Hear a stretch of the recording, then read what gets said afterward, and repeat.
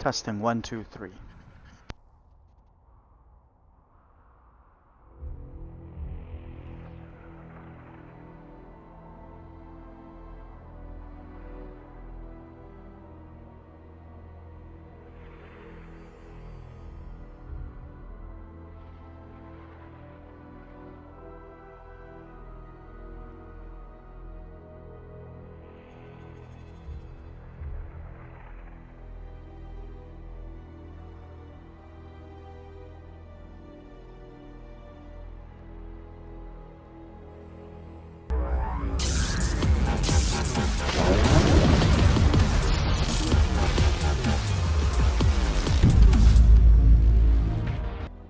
Dry here. Oh, looks like we have a prism drop here. That could be a big deal. The prism will get shot a little bit by the oh no, it's gonna, he sees everything, so he knows exactly where to go. It's been spotted. He saves, yeah, he saves the SCVs and we'll get out. And the attack up front. The Liberators really are not shooting at the right spots, and I think that's going to be doing it, right? This is the problem with Hertentine's positioning. You know, his opponents can position perfectly because they know exactly what he's doing. Here's a lot of Hellbats. Surprisingly, the Hellbats are kicking butt, guys. I didn't realize they were this good, but I think it's because of the upgrades. Like, who would have thought Hellbats would be this good? Look at that. That's insane. He loses most of his army. Well, he does gates. There's the immortal drop. And these Vikings fly away. They could have helped here earlier, but they fly away. They're very busy. There's an attack up here. The Vikings that could have helped, look at it. It just flew away and never really killed this prism. There's another one being rallied, but you know, one battle cruiser ain't gonna do anything. One Viking ain't gonna do anything. It's just getting worse for Hertentine. He just doesn't have anything. Now he's forced to pull these guys. And guess what? The big army's here. What are you gonna do? He's just getting pulled all over the place. His production is very low. Only 4 starports. He lost his 4 factories. He's 1 starport. He's lost everything.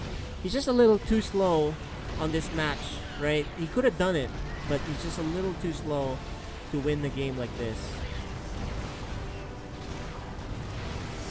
You know, that Protoss has expanded. The other problem too is Protoss sees everything. This whole game, Hertentine is just not hiding anything. There's no surprises.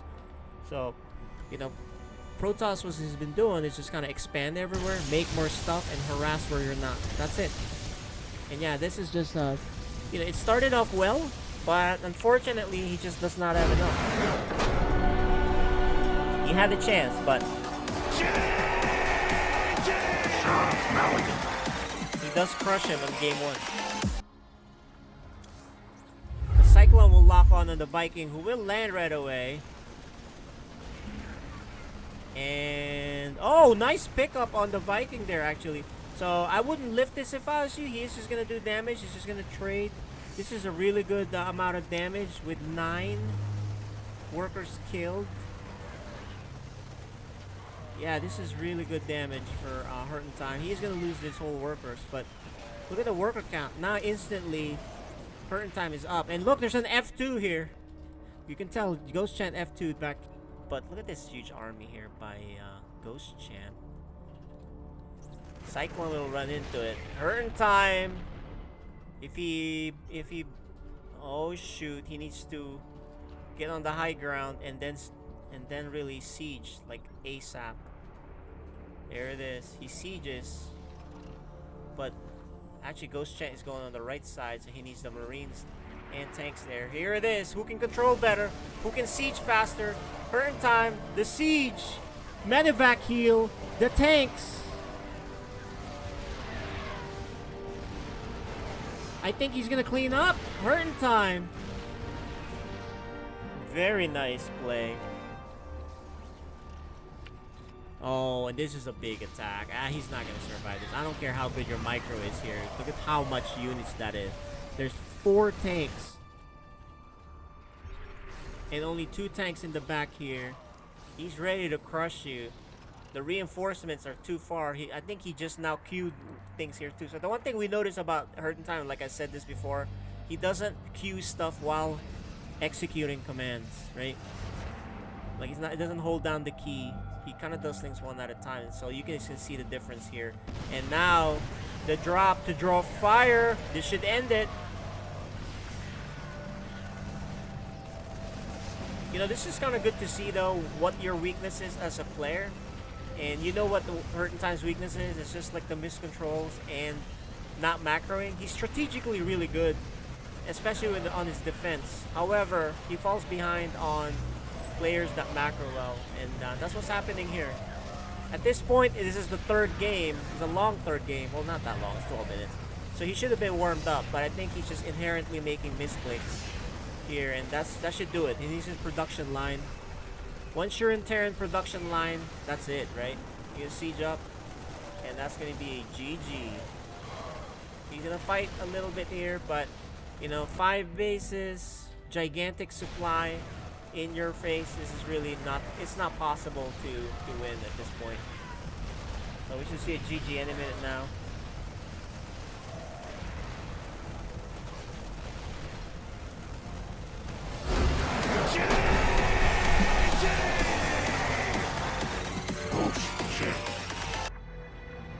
Does he even have speed?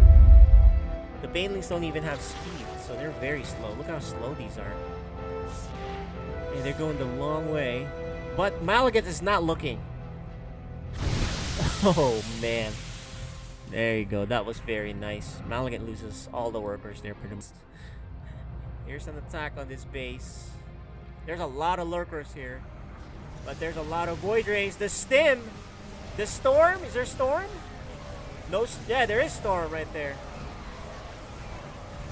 He really wants to kill, but that was an ill-fated attack. That was not good attack. They're in trouble, guys. They are in trouble. Why do you not have any Vipers? The Storm is like wrecking them. And now they're gonna die to this gigantic army. Yeah, that's gonna do it, guys. That's it. They got Protoss.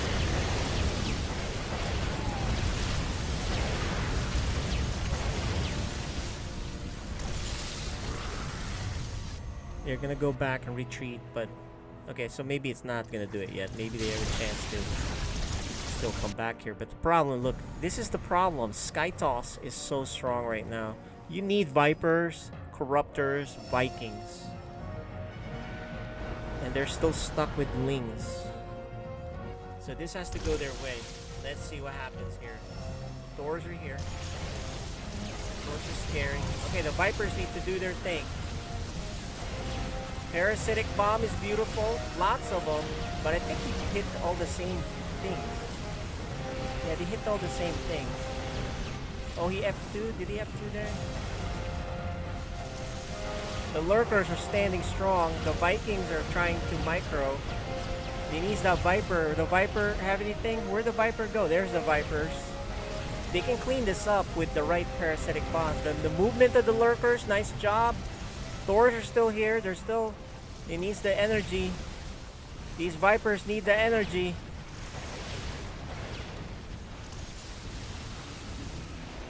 They're losing on these trades. The Vipers still don't have the energy? What is going on with these Vipers? This is just not good control for Zerg, I think. They should have had this done a while ago. He's gonna go around and then do Parasitic Bomb. But I think it's a little too late. Look at that, they're already healed. Yeah, that'll do it, guys. That was just not good enough.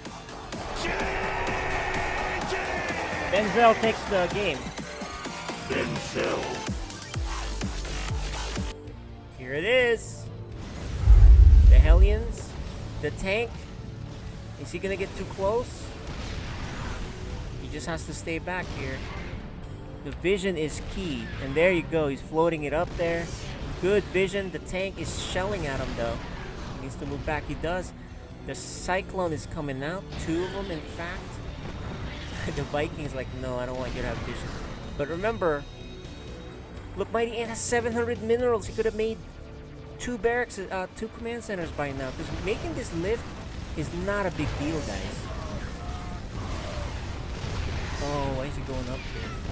I don't like this move. Now he has no support. Oh, that was ill-advised. And look, that was not a good move by Mighty Ant. He got too eager, and that's it. That's the end of this push.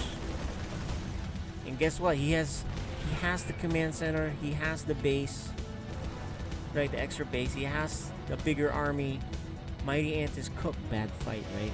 Especially, oh, there's the battle cruiser. Okay, that's gonna force some action. Although one of them is gonna go down. 21 workers killed though, guys, and counting. Sees now. Here's the big push. I think this may end it. Mighty Ant may quit here. He realizes how far behind, or when he loses his main army. Although this army by criminal is not that good right now, with the Vikings and battle plans. But what? He has mines? What? What the heck is this? He's gonna try to style it with some mines, guys. Look at the mines. They're not even needed. Never mind, I thought he was not a good attack, but... And there's the bye-bye your third base. I don't understand why he just doesn't go for the kill. I mean... There it is. I was gonna say, I'm like, what is taking so long? Just go for the kill. You're way ahead. He must know that by now. And this should be it. There's not enough anti-air for 7 battle cruisers. Yeah, that's gonna do it for game 1, guys.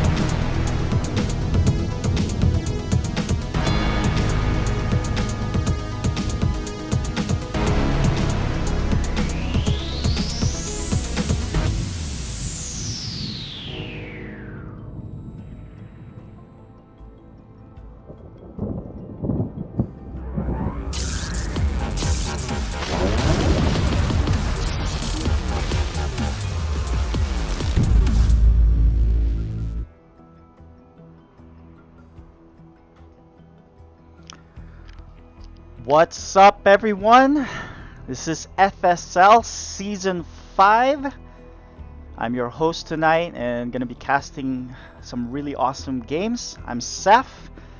As you guys know, I'm going to be doing production for you guys tonight, so if there's anything that's awry and any sound issues, let us know.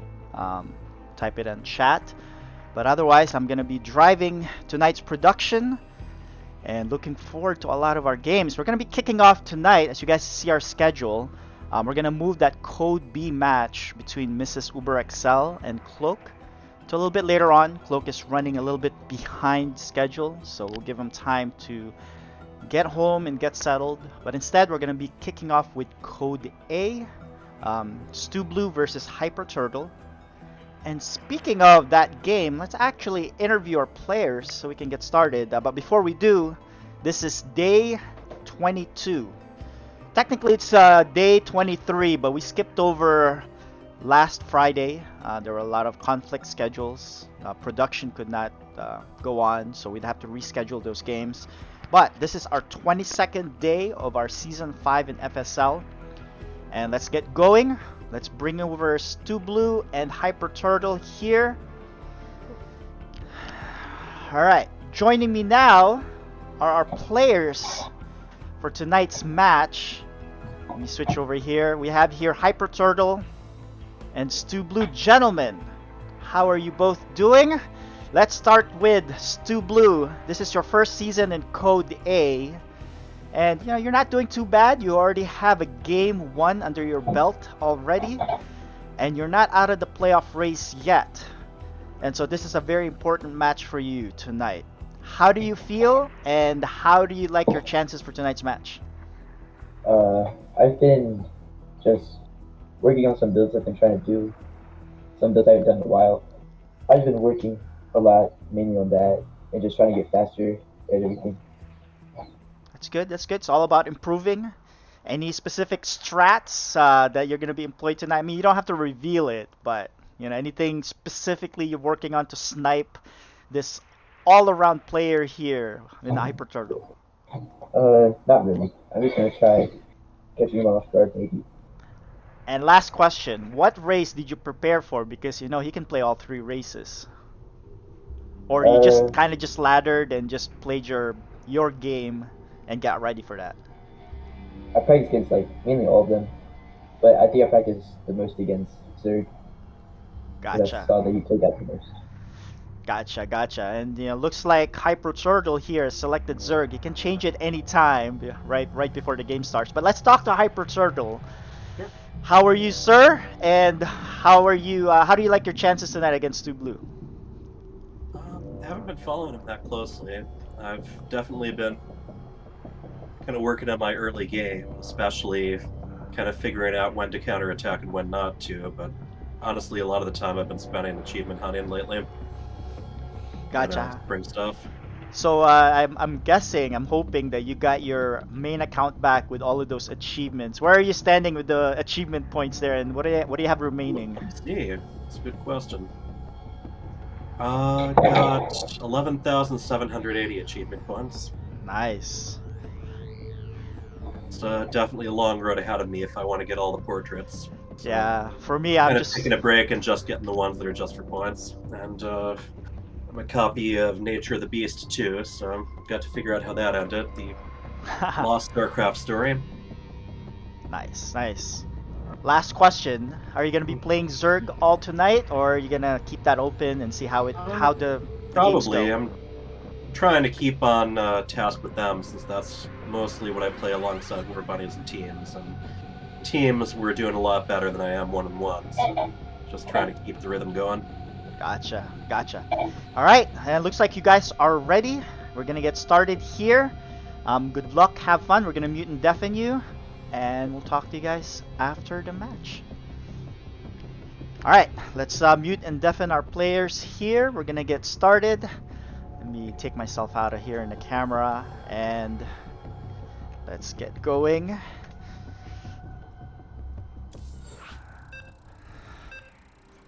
All right. Here's a match. It looks like it is going to be Zerg versus Protoss. We have our 2 players here nipping at the bits, ready to go. And let's do this. You are watching FSL Season 5.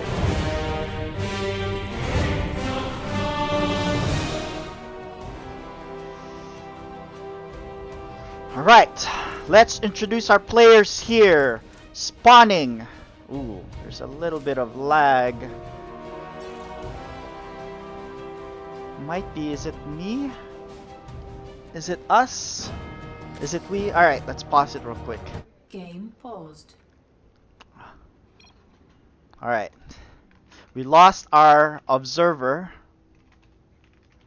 Remake. Okay. Okay, sorry about that. We're going to, let's go back here to our players. Lost our observer, give him a chance to get back here.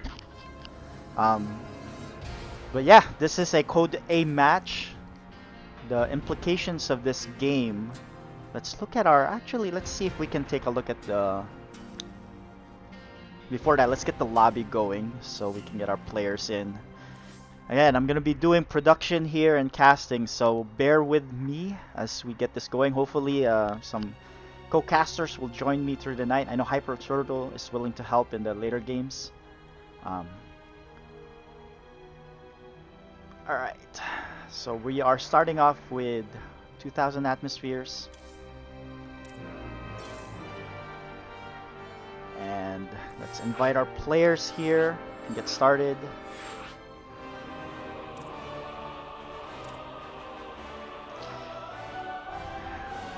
Yeah, of course, we had to go through technical difficulties right off the bat with me doing production here tonight, but we're gonna get over it. Can take care, we can handle this. This is a piece of cake. Inviting our players back in the lobby here. And we just need our observer. There he is. And looks like everybody's set. And let's go.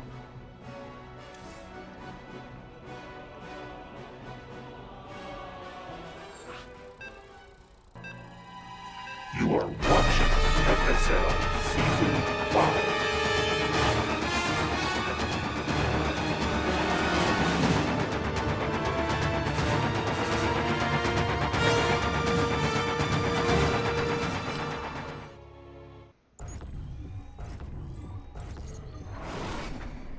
Alright, let's try this again. Introducing our players here on the top right corner of 2000 atmospheres. We have our purple Zerg player. He is Hyper Turtle. And his opponent on the bottom left corner. We have our red Protoss. He is Stu Blue 88. Alright. We got our observer here, the Archaic, another Code 8 player helping us out. But like I said earlier, these two players are not out of the playoffs yet. They're at the outside looking in, however. So this game tonight is very important for both of them. Whoever loses will have a tough time for the rest of the series, or for the rest of their games, to try to make it. Actually, one of them might get eliminated if that was the case. So that's why it's very important for them to grab this win. But I think we have Hyper Turtle here. He's favored against Stu Blue, but you know, Stu Blue is improving a lot since he's joined Code A. Alright, it was demonstrated there with his win against Mighty Ant, his first match win in Code A. And let's see if he can take another win here against Hyper Turtle. It's going to be a tall order here. And unfortunately, we are lagging once again. Oh, I think we're okay. We're having some lag spikes here, so hopefully it doesn't bother the players. Alright, so what do we have here? Standard build for the Zerg, standard build for the Protoss. Protoss walling in the low ground since it's against Zerg. He's gonna make a Zealot to complete this wall in. Make sure he doesn't get flooded with Lings. No scout for Stu Blue though. There is the Overlord, initial Overlord scout by Harper Turtle, seeing the front. And he's actually gonna go in, confirm that there is an expansion. And after confirming that, he's gonna check the main, the main base here to see if there are any techs. But it's a little bit early here, although he should be putting down the tech right about now, since he already has the Cyber. And there it is. He chooses to go with Twilight. And is he going to pair that up with a Robo Facility? Or is he waiting for that Overlord to clear out before dropping that down? He does. I guess he's waiting for gas to be able to put down a second tech here. Let's take a look at the Zerg base here. What is he trying to do? So nothing out of the ordinary. He should be taking his third right about now. He's oversaturated in his main base. He could probably transfer down his probes. But look, there it is. There's the drone going to take his third. It's a really good play here for Hyper Turtle. In the meantime, Protoss, Stu Blue, does put down the Robo Facility. And look at that. It's a Glaives build. Alright, let's see if he chronos this. And you know, maybe this is what he's been practicing. He's just going to go with mass Glaives. I'd like to see him drop a few more gateways though. But, you know, right now he's strapped for cash. And, uh-oh. I think there's, Alright.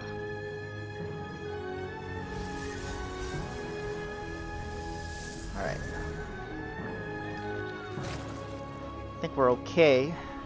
Let's see if we can kill some processes here. Alright. Hopefully this settles down.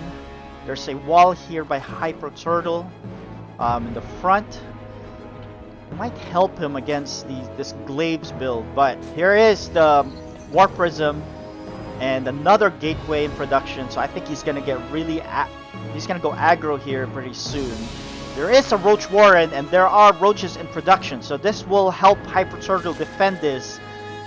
But as you guys know, Glaives is very annoying, not because of their numbers, not just because of their numbers, but because of their ability to go back and forth between bases. And that's one of the toughest things to defend. As Zerg, you have a choice to either follow the shade or stay put. And at the same time, do you need to split your units? So let's see here. Let's see how Hyper Turtle deals with this. He does have the army supply 21, but you know, Stu Blue just eclipsed that really quickly by more adepts going. And you know, he's going to be warping in a lot more. So he probably should drop down a couple of pylons to open up more supply. But the attack is gonna commence right now. Let's see where he shades first. Does he shade in the natural? Nice. He's gonna poke in first. Let's see where the shade starts. He should start it right now. But that's a good wall there to prevent the lings from surrounding them. And there's actually not enough lings here. There's the shade to the main base. Does he cancel it? No, he commits. The roaches are in position, however. Let's see how many drone kills he gets here. 2 so far, not good enough. He needs to shade out. You know, you do not want to fight those roaches as the adepts unless you have overwhelming numbers, which he does not. And right now, he's not trading efficiently. There are good transfuses here by Hyper Turtle, and looks like he's going to hold very well. He does lose 3 workers, but that's good enough. Stalkers were warped in though, so looks like Stu Blue is going to abandon this attack. He needs to take his third right about now though.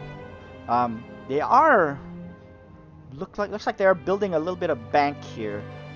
20 links are in production, and looks like Hyper Turtle says, you know what, just in case there's more of them, I need to make sure I have enough units, and if not, then I can go counter and maybe cancel his third. So let's see if he does that. Stu Blue now is transitioning to Stargate. More Zealots are in production. Charge is on the way. Alright, so we're going to transition here to mid-game. Early attack did not work so well. But you know what? It's not the end of the day. You are ahead in workers as Stu Blue, as a Red Protoss here.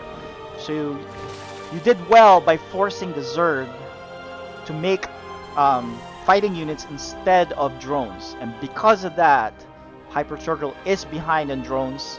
He's still making Zerglings. He is taking his 4th though, and now he started drone production, so that's good. But it's a switch to air here for Stu Blue. Well, at least 1 Void Ray at a time. And I think that Void Ray is a really good call, because if he does get flooded with roaches, there's nothing from the Zerg that can go across the map that shoots up.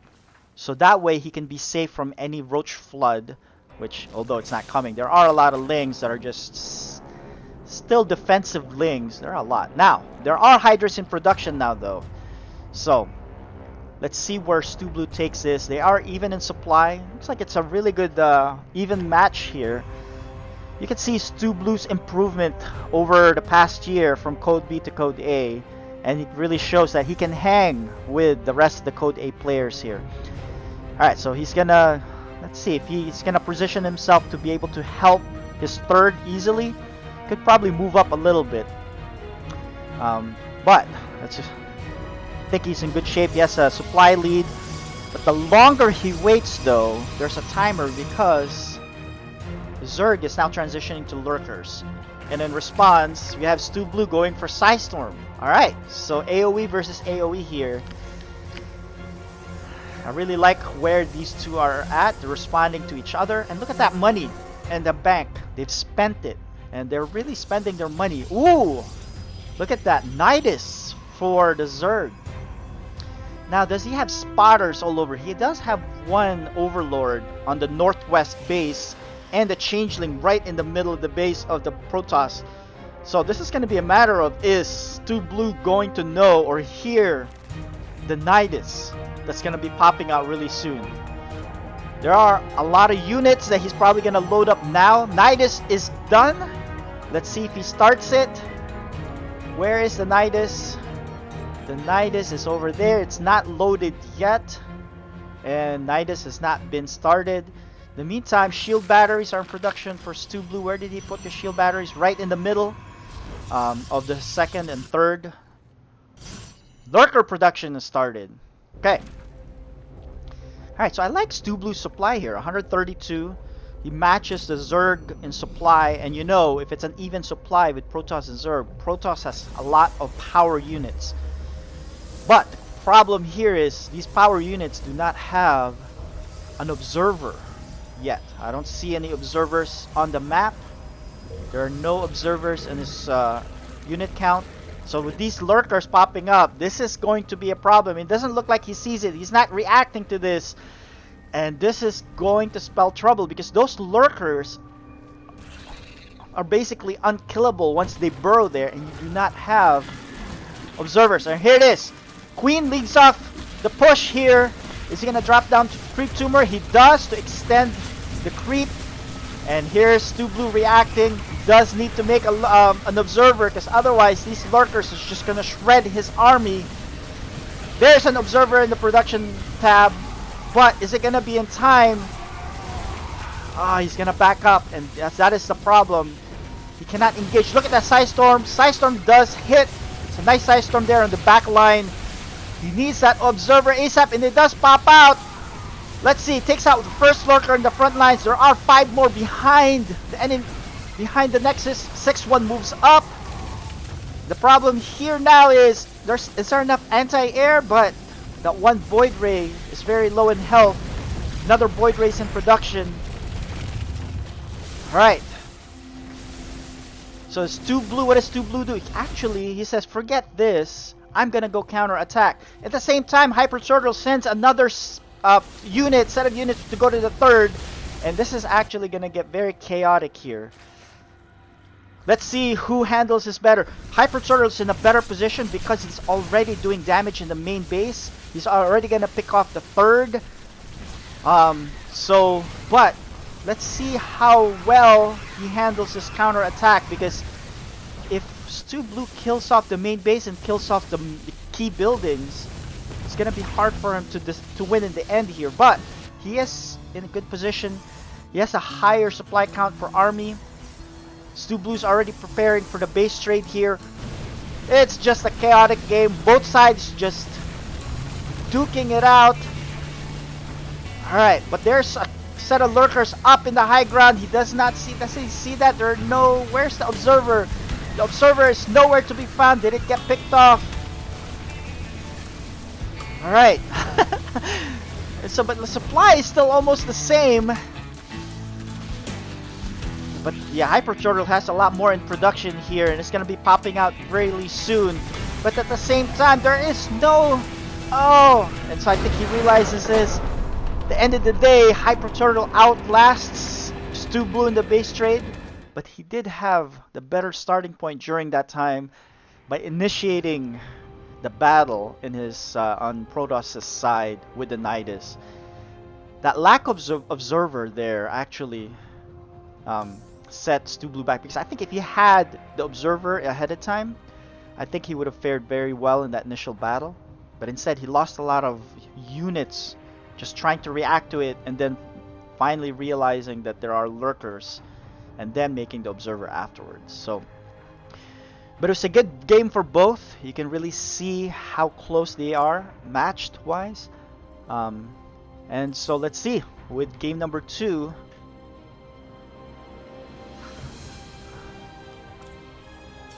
Let's start the lobby here. Invite our players.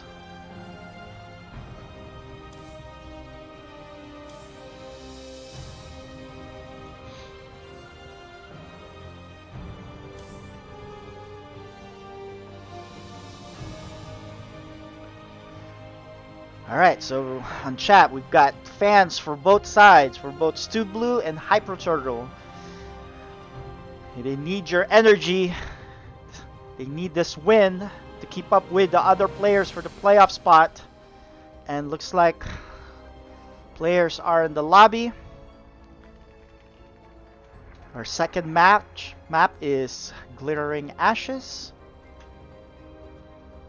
Let's show our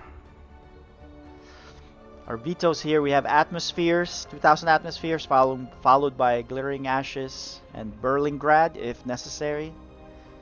And looks like everything's good to go. And let's get started.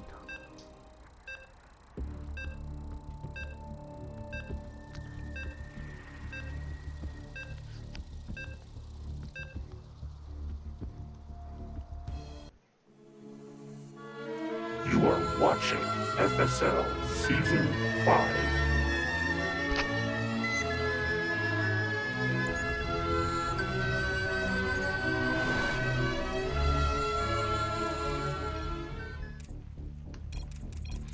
Alright, let's introduce our players here. On the bottom left corner of Glittering Ashes, our purple Zerg. He is Hyper Turtle. And on the top right corner, red Protoss. He is Stu Blue 88. Alright, another Hyper Turtle fan in the chat saying War Bun Bun, his teammate, saying Turtle Power. I don't know, that was not turtling. He was actually very aggressive in that first game. He's the one who initiated the contact and the mid game there with the Nidus. It was a good play, well thought out. Stu Blue had actually really good units. It's tough to funnel your units in through those buildings if there are lurkers, especially if you do not have observers. But standard play here for both once again.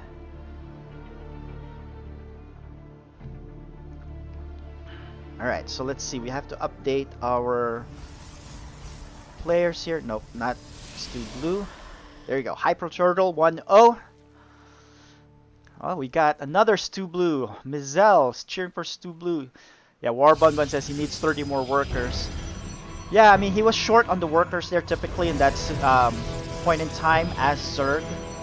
But he really did invest on fighting units, and which worked out since he did a Nidus and he had a ton of units at that point. So it's a good victory. Look at Hyper Turtle here scouting around. It's like, alright, I'm not gonna die to any cheese here. I just need to make sure I play my game. And he lets me play my game, so I'm gonna scout around. But I was like, just want to make sure you... Oh, was that a pull first? I probably missed it, but... very conservative opening here for Hyper Turtle. Ooh, we're missing Stu Blue in the cam here. Let's fix that real quick.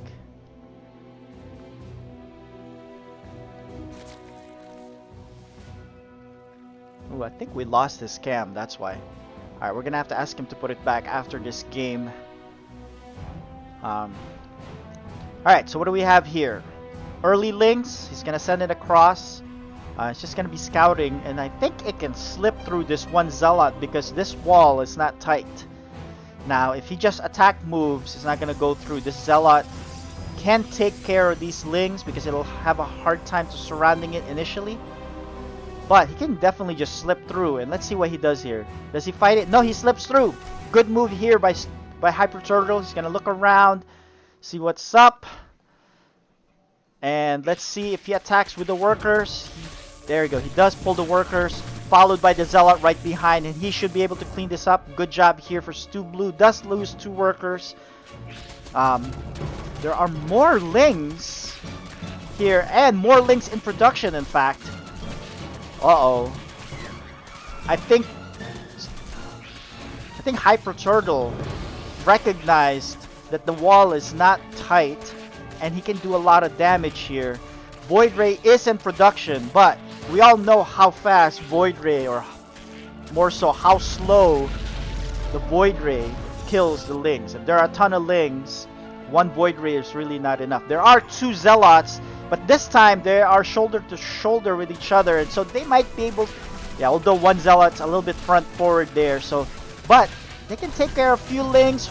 First zealot falls already. He really needs that Void Ray. He needs a shield battery here as well, but there are none. Yeah, these lings are doing a lot of work, and then he's going to be losing a lot of workers here. No production here in the gateway. He's waiting for the warp gate to finish, which just finishes now. Now he can start warping in a bunch of zealots if he can. There it is. The zealots has going, but they are very slow. These are speedlings, so they can run around these zealots very easily. But I think that will end the aggression here for Hyper Turtle. He's going to... Oh, no more links are in production here. So Hyper Turtle needs to address that wall. 2 Twilights are in production? Huh. He probably didn't realize he made it first initially and then puts down a second. Unless he does want to get 2 upgrades at a time. Maybe Blink and Charge, or Charge and Adept Glaives. But we'll see. He does. The first one finished, or did it? Yeah, it did. He is chronoing the first one. Is he gonna use the second one for a second upgrade? He does not. So I think, well, he does not have enough money yet. Now that he has gas, is he gonna use it? Alright, so I think that was just an oversight. He is making a ton of gateways, which is good to see here. There are a lot of links coming in, but you know what? I think there are enough units here in the front lines for Stu Blue. Hyper Turtle shouldn't commit here too much. You don't want to be throwing these lings away. But look at that, he's taking his 4th. It's a good move here by Hyper Turtle. And I'm just gonna call him HT. Makes it easier. Zerg, Zealot Charge is almost done. More Void Rays are in production. And here it is! You do not want to go in there as the Zerg player with a ton of Zealots. Yeah, so it looks like it is an oversight from Stu Blue making that second Twilight. You know, that does happen. Sometimes you see it because they want to get both Charge and Blink at the same time. Or, you know, something like that when you want to do a specific strat. But he is going to drop down 2 Forges. He is on a low worker count here. He could use a few more workers, especially in his natural. Check his 3rd. I think he wants to start expanding there. He doesn't have the money yet, but pro production have started. Let's take a look at the Zerg base here.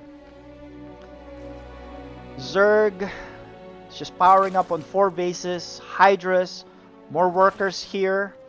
Just getting his upgrades. +1 range and carapace. Even this movement speed. So he's just powering up. In the meantime, Stu Blue. You know, I like this that he's upgrading those 2 things from the forges. 2 forges, in fact. Alright, now he's gonna be taking his 3rd. It's a good move here by Stu Blue. I think he's okay. He can defend his 3rd easily. And so, but he is behind 15 workers.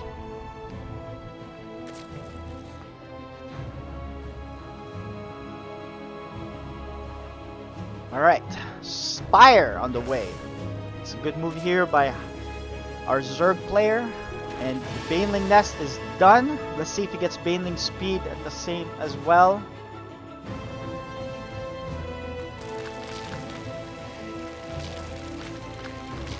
Alright, more Banelings. Speed is coming in. He's even dropping down 3 spines just to be safe on each base.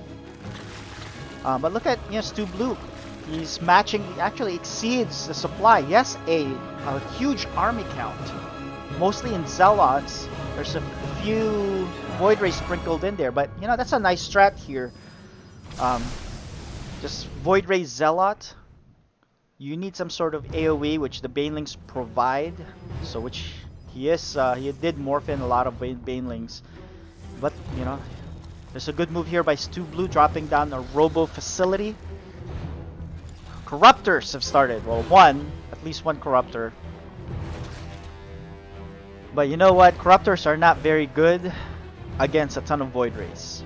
The Void Rays actually, when they turn on their prismatic alignment against Corruptors, they just melt. You're gonna have to micro it where you go back and forth to make it wear off. But he chooses to fight these Void Rays with Corruptors. Let's see how he fares. And look at that!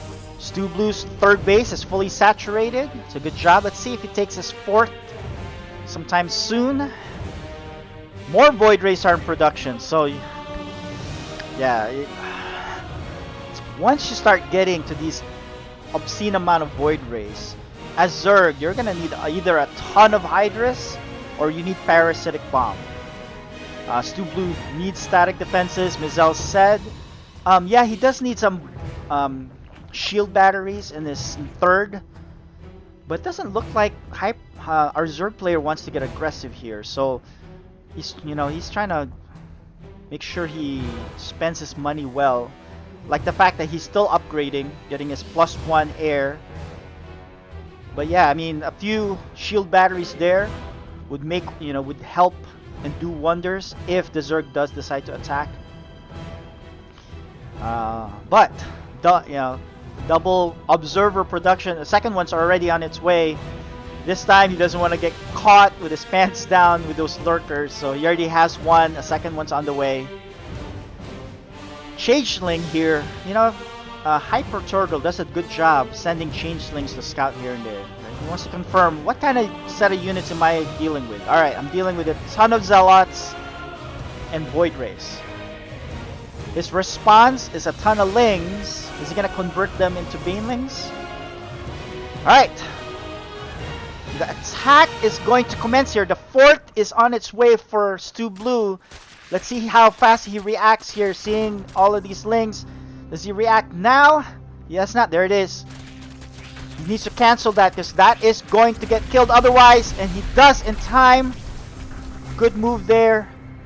The Zealots shoo away the Lings. More Lings and more Corruptors are in production. But like I said, Corruptors are not very good against Void Rays if you do not micro that. And sometimes, unless you're in the diamond level or above, you kind of just want to do a move and let your units do its job. And if you do that and he does his prismatic alignment on your Corruptors, those Corruptors would die so fast. So, alright, more upgrades here for the Zerg. Look at their supply. Every time I look at the supply, it's either they are the same supply or one is just about 5 to 10 ahead the other. And really shows the level that they are in, that they're evenly matched. Ultralisk Cavern on the way. Tier 3 stuff for the Zerg here.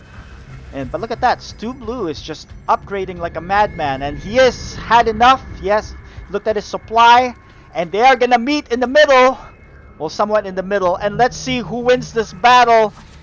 He sees that there are a good amount of Banelings here, but I don't know if that's enough. Alright, prismatic alignment has been turned on right away, and you know what, he needs to back up because you want to save that against the Void Rays. You know what, the Void Rays engage the Corruptors. They already had their prismatic alignment because he turned it on way too early, and that was not a good battle here for Stu Blue. His supply plummets. Banelings took care of everything on the ground. That was, yeah, that was. He turned on the prismatic alignment too early, and so when that battle started, he was already behind. Banelings take care of 14 probes. He is about 90 supply behind. Stu Blue is in trouble. He's making more Void Rays. In the meantime, Ultralisks are in production. Yeah, Stu Blue is in trouble here.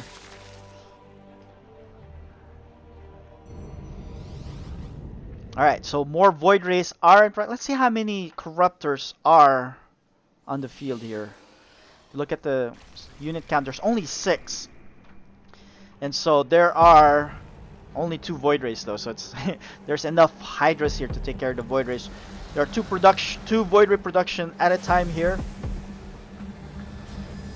You know, Hyper Turtle should not give him time to rebuild, right? Because you're ahead, you should just close the deal here, finish the job. There are a ton of Hydras, so that's a good thing here. And so I don't think Stu Blue can take care of this. He does not have a way to address the Hydras right now. You need AoE for these Hydras. So you either have Storm or Colossus, which he does not have either of those tech. Alright, here it is. Stu Blue trying to save the day. Prismatic alignment has started. Corruptors are falling, but so are the Lings. I mean the Zealots, and with the Zealots all gone, there's nothing to buffer for the Hydras, and I think this will do it. GG. Hyper Turtle takes it. Hyper Turtle. Actually, I forgot to do the GG soundbite, but I'm trying to get used to this. But congratulations to Hyper Turtle. Let us chat with these players. Let's unmute and undeafen them. Let's see. Mute and undeafen our players. Hey. Congratulations, Hyper Turtle, on that victory. Good games all around. Good games, Stu Blue. You looked really good in both games. Just some minor tweaks here and there. So, but let's talk to Stu Blue first. I liked your initial strategy in game 1 with the Adept build. So was that you were practicing that in ladder or before this game? What was your thought behind that? I was just going to try. I was practicing a lot, but I was really trying to get him with million versions to stay explosive. Alright. Alright, so I'm sorry, Stu Blue, can you say that again? I can't hear you very well. I was trying to destroy his workers and then build up at the end so that I have a stronger army. Gotcha. Looks like yeah, we don't have his cam. We're having problems with the audio there as well.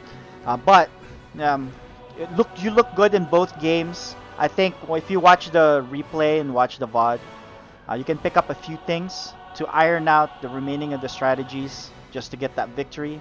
I think you have those windows.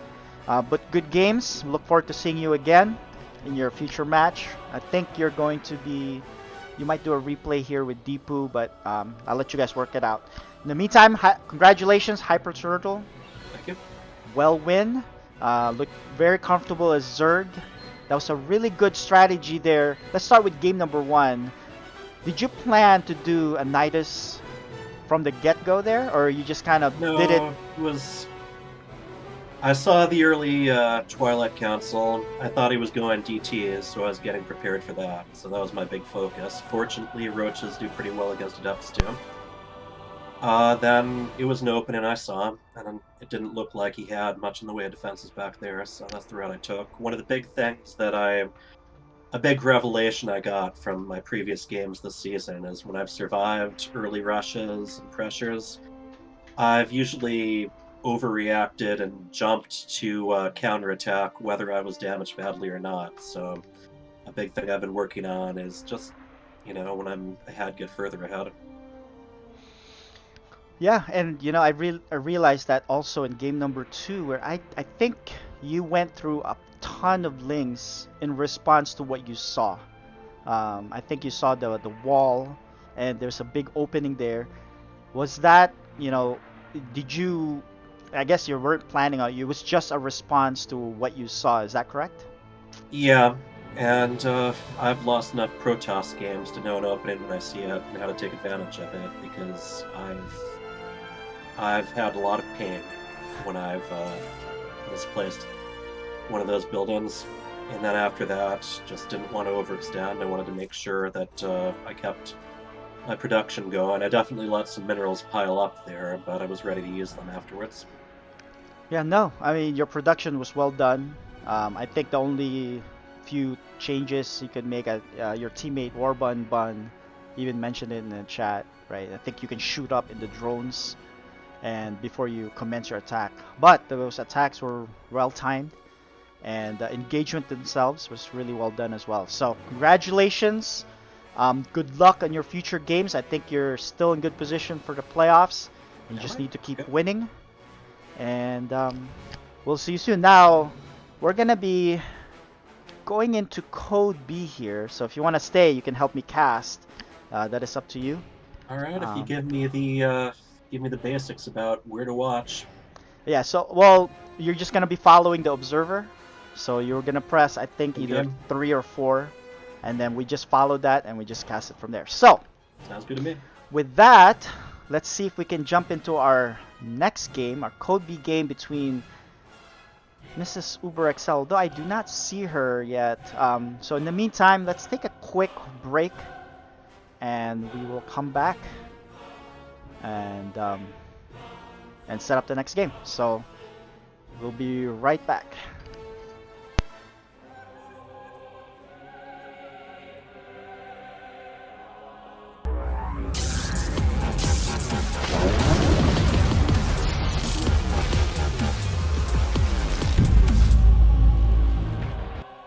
Dry here. Oh, looks like we have a prism drop here. That could be a big deal. The prism will get shot a little bit by the oh no, it's gonna, he sees everything, so he knows exactly where to go. It's been spotted. He saves, yeah, he saves the SCVs and we'll get out. And the attack up front. The Liberators really are not shooting at the right spots, and I think that's going to be doing it, right? This is the problem with Hurtentine's positioning.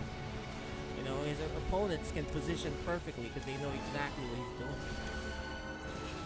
Here's a lot of Hellbats. Surprisingly, the Hellbats are kicking butt, guys. I didn't realize they were this good, but I think it's because of the upgrades. Like, who would have thought Hellbats would be this good? Look at that. That's insane. He loses most of his army. And he does gates. There's the immortal drop. And these Vikings fly away. They could have helped here earlier, but they fly away. They're very busy. There's an attack up here. The Vikings that could have helped, look at it. It just flew away. And never really killed this prism. There's another one being rallied, but you know, one battle cruiser ain't gonna do anything. One Viking ain't gonna do anything. It's just getting worse for Hurtentine. He just doesn't have anything. Now he's forced to pull these guys. And guess what? The big army's here. What are you gonna do?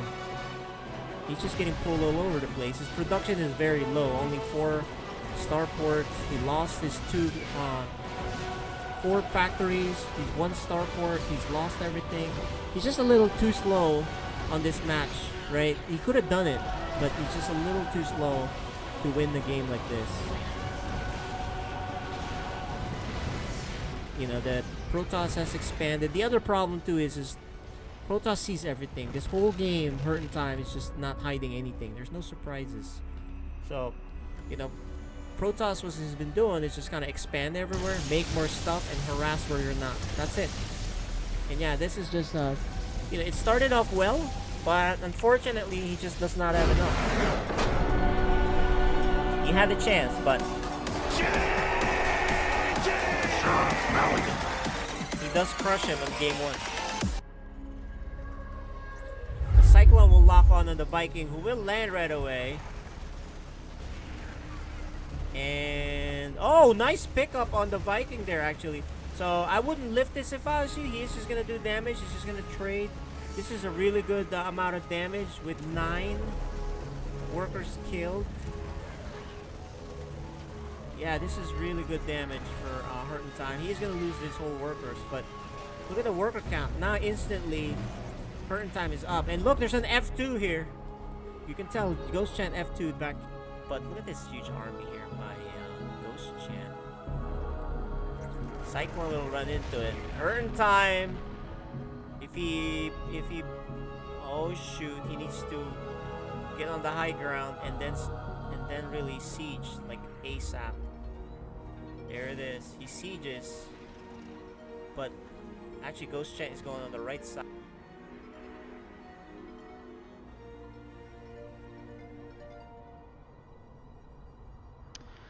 Welcome back. I think we have our players ready. Let's actually bring in our co-caster here tonight. We have Hyper Turtle. Hyper Turtle, how are you? Again? Yeah, always feel good after I win something. It's always good to after a win, right? Let's bring in our players for tonight.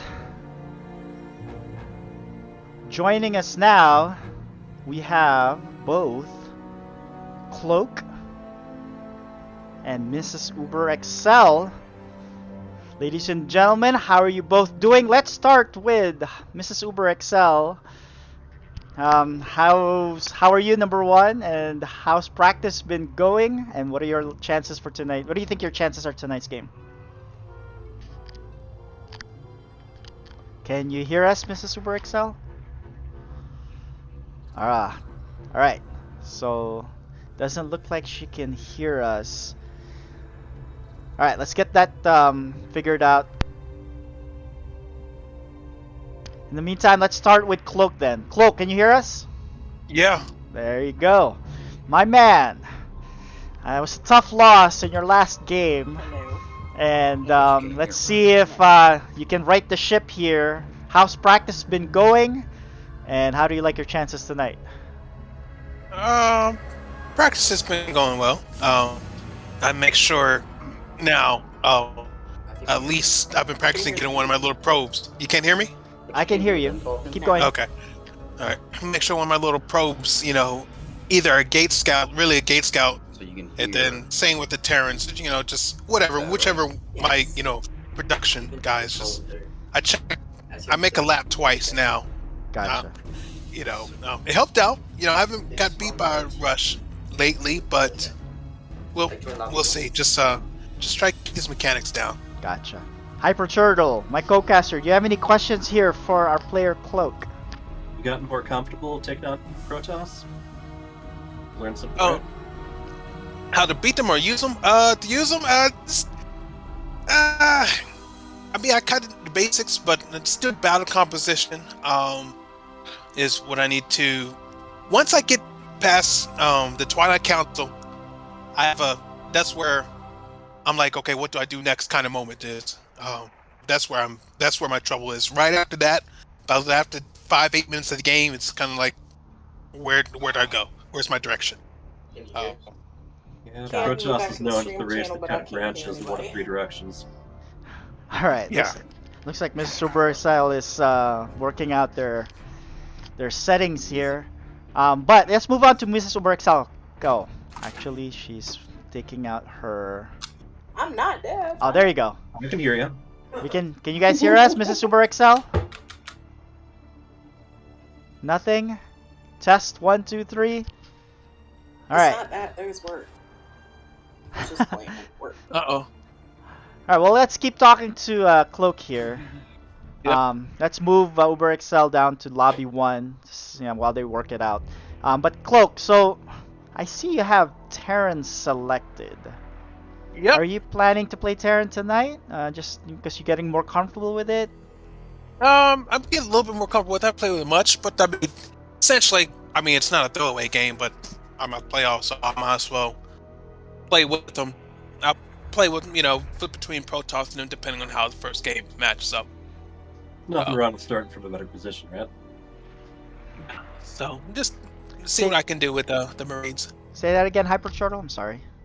There's nothing wrong with starting from a better position, better seed, right? No. In the As playoffs. in, oh, you mean still like if I'm still aiming still trying to get like the 3rd or 4th spot? Mm-hmm. No. What? No, but not. You know, if it's pretty much if I'm at the Okay, playoffs. bad question. Yeah. Yeah, So. no, it's no.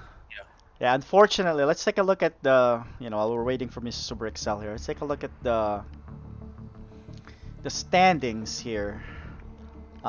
So code B, you see here, Cloak is unfortunately in the 4th slot, and with a win tonight, still won't, unless you win 3 matches tonight, which unfortunately it's 2 is the max. You won't be able to catch up with Champone and Kitty Cat Gamer. Looks like they've had enough wins already under their belt.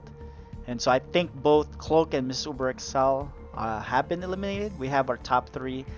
So yeah, I mean, you can play around tonight and see where your Terran is compared to the other races in that you've been playing with. But yeah, so let's see if Mrs. Uber Excel is ready. Let's bring them. Let me bring them in here. Mrs. Uber Excel, can you hear us? No, still nothing.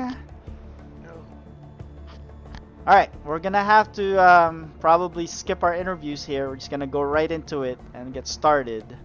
Players are in the lobby unless Mrs. Uber Excel can hear us. There's technical difficulties. She's having headphone issues and can't hear anybody talk, but we can hear everything else. Gotcha. No problem. Alright, well, we're gonna get started. We're gonna mute and deafen our players. And we're gonna take out our cams, myself and Hyper Turtle. And let's start the game. Woo! Let's do this.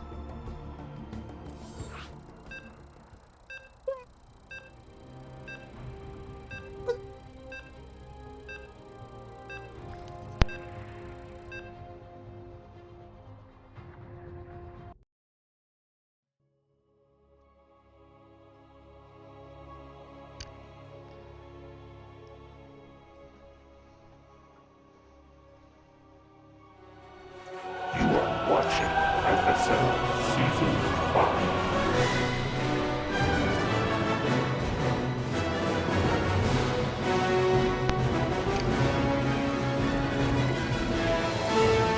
Alright.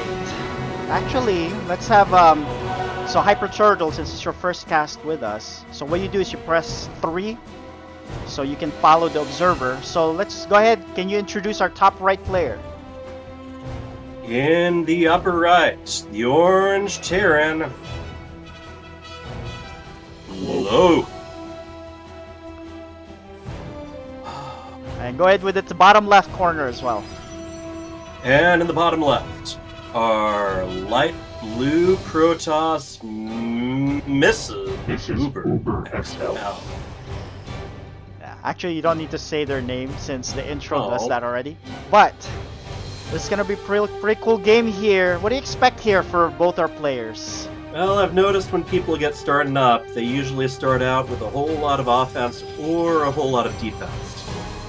So I usually end up with some very fast or some very, either some very long or some very short games, honestly. Yeah, it's either they get aggroed or they turtle enough for the game to get really long. But look at that. It's a second barracks for Cloak. Historically... I'm seeing a probe that's just sitting there up front. Not sure if they want to wall off and what that got misrouted. Yeah, maybe it's just to get some incoming information, but doesn't look like Cloak is gonna send anything anytime soon. 3 racks. Look at that. So what do you think about this 3 we are racks? erring on the side of a lot of early aggression.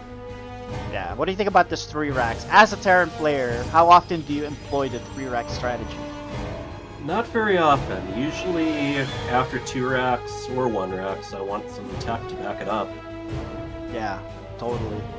But yeah, it doesn't look like Cloak is going to be dropping that factory anytime soon. He doesn't have enough gas. He hasn't taken the second gas. And the reason you don't take the second gas a lot of times is because you want to get that second CC as soon as possible, but that's nowhere near in sight. So I think we're going to be seeing a lot of Marines here Yeah, for that's cloak. definitely where the minerals could be going, but some add-ons would definitely help. Ah, there it is. There's a second gas. You know, Mrs. Uber Excel actually likes to do this a lot. Just make a ton of zealots in the beginning. He is chronoing out his warp gate, but no expansions for either one of them. So that's it's a surprise. Maybe they just are scared of any aggression from the other side. I've noticed a lot of nerves like that. You know, the goofy thing about your starting units, no matter what race you are, they're a lot better after you upgrade them a little bit. But in general, say in a head-on fight, Zealot tends to beat Marine unless there's a whole lot more of them or they're microed really heavily. Yeah, there's a critical point, a critical mass that when it gets big enough, right? Any zealots just coming in, even with charge, they just die one at a time. Um, but let's see. There's the tech for cloak. There's also the tech for Mrs. Super Excel, which is a Twilight and a Robo.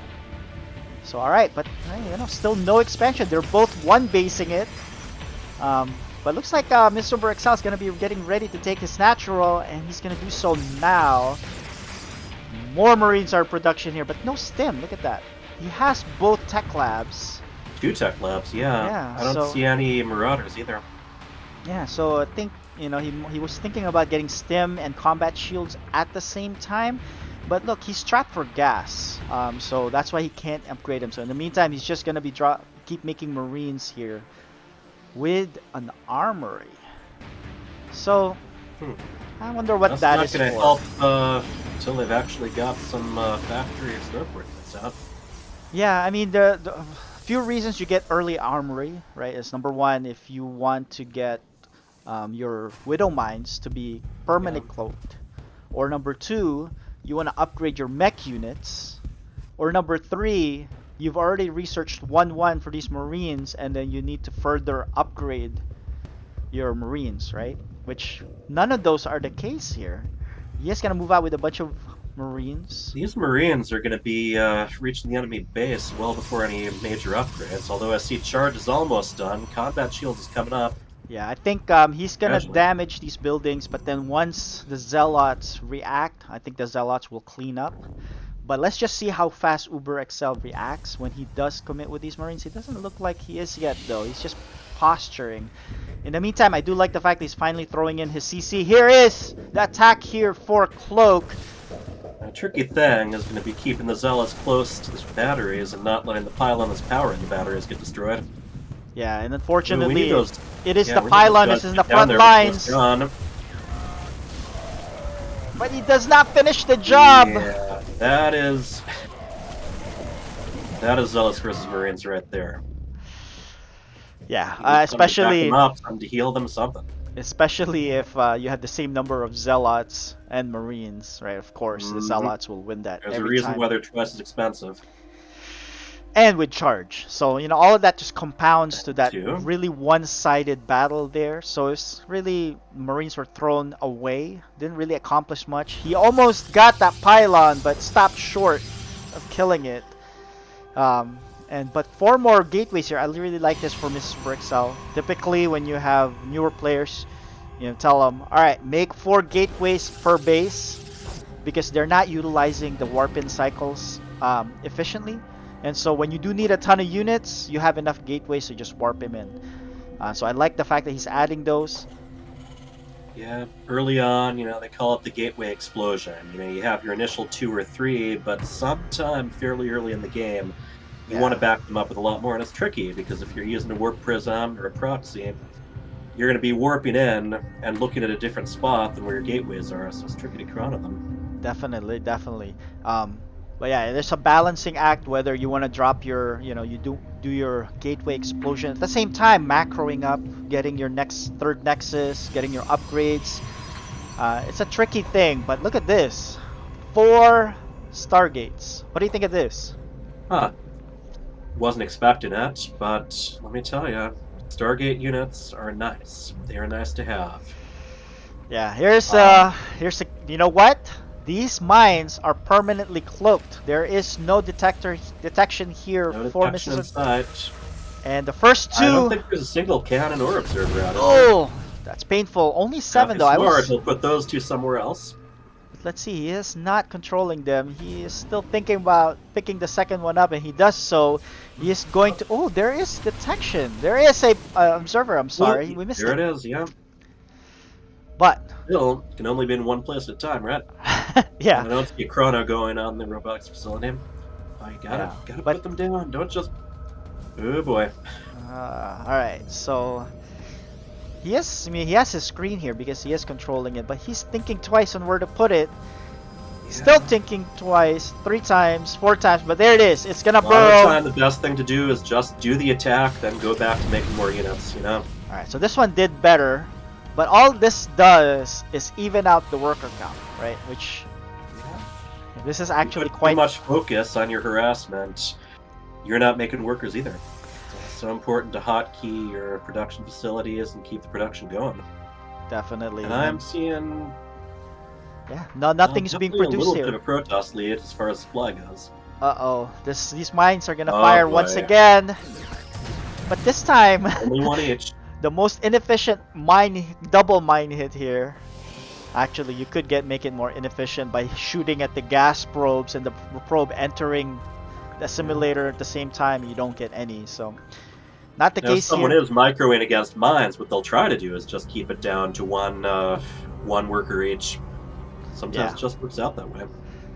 Yeah, but instead it gets 1 each. But you know what? It's gonna fire again pretty soon here because Mrs. Uber Excel is not reacting. And just did that. 2 more. And I am seeing Terran with a lot of minerals piling up. They should either, probably both, be making more production facilities and another expansion. Because Protoss has 3 bases right now. Yeah, and Mrs. Uber Excel is spending her money much better than Cloak. Cloak doesn't even have an orbital in the second base. So And here we go again. Oh boy, this one could be a little nasty. Yeah. 5. Alright, but upgrades have started for Cloak. 3 more barracks are in production, more Marines. And I think, this mine drops has discombobulated Miss Uber Excel, right? Because she's like, what do I do? Where's that? And she's running back and forth, like figuring out what's going on because she's getting all these notifications. I'm under attack. Let's take a look. These mine hits. Let's see. One of them has How many 6 kills are there on kills. each of them? 6 and 15. So 21 total. And it's gonna keep going up because she is not responding. So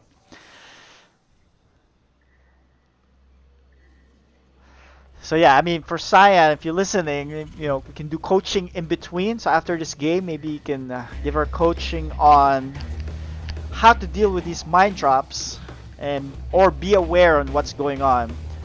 But Mines are some of the most obnoxious units in the game because sometimes you even have one that's just sitting in the middle of the map, and it's not until the replay that you finally notice, oh, that's why. There's one there. And for our newer players, you can tell that there is a cloaked mine based on the way the UI shows it on the map. There's kind of like a little gray, circular gray shadow.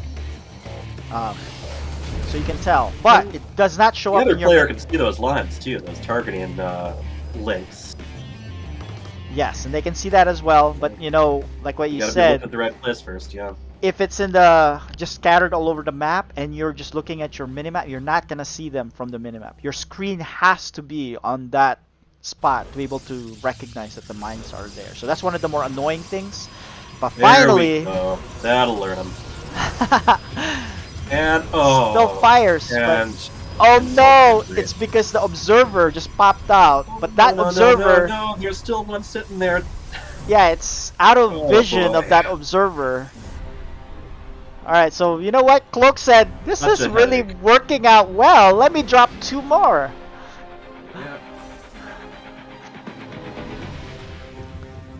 See a lot more resources piling up. The big balancing act that is so important to figure out early on. You gotta have enough money to make your units from production facilities. You also have to have enough production facilities to spend your money. Another thing here, I don't see any healing going. Oh, there are a couple medevacs in wait, but Yeah. Alright, does he stim? Oh, the mines are also pre-positioned here. He does not Well, so let's see. This is actually This pretty. is No, good. but he's in the move command. There are a ton of void rays. Look how many void rays that is. Yeah, that's gonna be cleaned up very easily here. Another trick is making sure your void rays focus on the armored units, but if you got that much bigger of an army, you pretty much do what you want with them. Yeah, you just pretty much A move. But look, these now there are 3 mines. Oh no. That is just continually shooting. That one mine now has 22. It's gonna keep going up. It's gonna get another hit. Takes 2 out. Again. The one in the natural just finally she cleans it up, so that's a good 2 move down, here. 1 to go, man. Come on. She's still unaware of this one mine here in the main base. We're gonna have to ask her that if we have a chance. Once you know your opponent's going with mines, you probably want to have a cannon range mineral line, or at least an observer that's on patrol. Yeah, but look at Cloak. He says he saw a void race, so he's dropping down a ton of turrets backed up by a planetary. Yeah, that mine is a Honestly, hero. You got enough Marines, you can easily outgun void rays. But they have their big advantages against armored targets and structures, especially ones that can't move away from them once they turn on prismatic alignment. Yeah, definitely. But look at that. 4 carriers are in production. So let's see if Miss Uberexcel does something here with the forward units that she has on the map. She does have 2 observers here. Let's see this fortification. It's not that fortified well. There's no turrets here. And he's even moving out to go to his 3rd. And he's going to get caught in between here. And let's see if Cloak reacts. Target fire. Does he stim? He actually does not stim. I think this is something that... Pretty soon he's not going to have an answer for this. It's the great thing about flying units, you know, your capital ships. If your opponent knows how to deal with them and outnumber them, you're in trouble, but they are very easy to use. They are very user-friendly, you don't have to worry about terrain. They're pretty strong, so they can survive for quite a while. Yeah, no repair here. Especially if your opponent doesn't target fire them. Definitely. No repair here for Cloak. And I think he's really not versed with the Terran race yet. Over. Yeah, this is gonna be done soon. This is gonna be joined by the carriers. Carriers are basically gonna put the nail in the coffin here. Protoss is close to double supply now.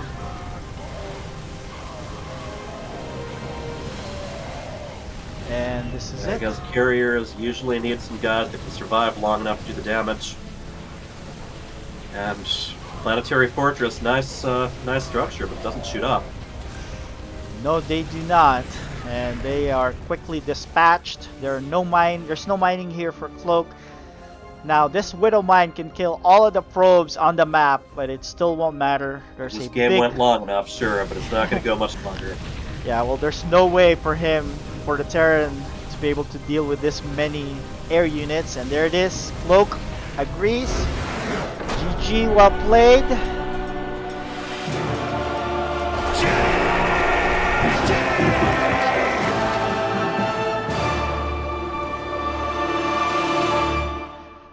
Good game there for Mrs. Just to show you, make your void rays a little bit more expensive and a little bit slower to construct.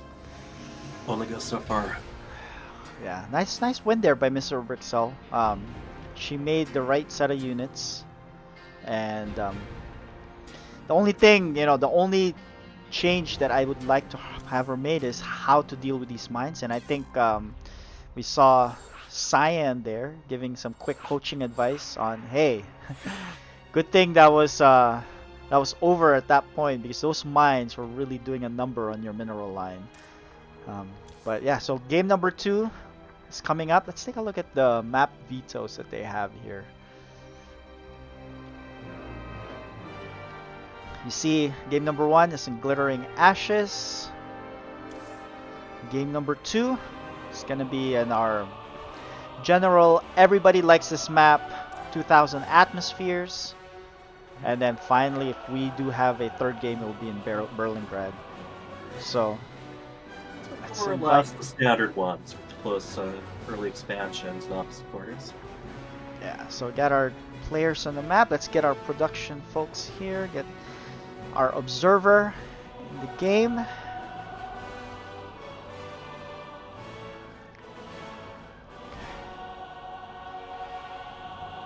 Right. Okay, looks like everybody's in. Let's get started.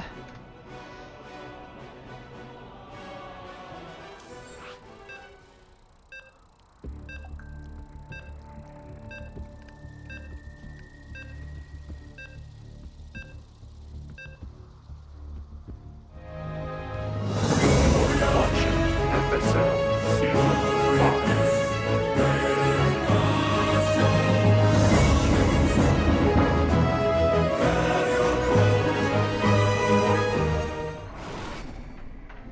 Alright, let's introduce our players. Hyper Turtle, would you do the honors? Looks like he's not ready, but let's introduce our players here on the top right corner. We have Ready. our orange Protoss. He is. And go ahead, Hyper Turtle. Oh, In the upper right. Oh, no, the bottom left. We have blue Protoss. This is Uber XL.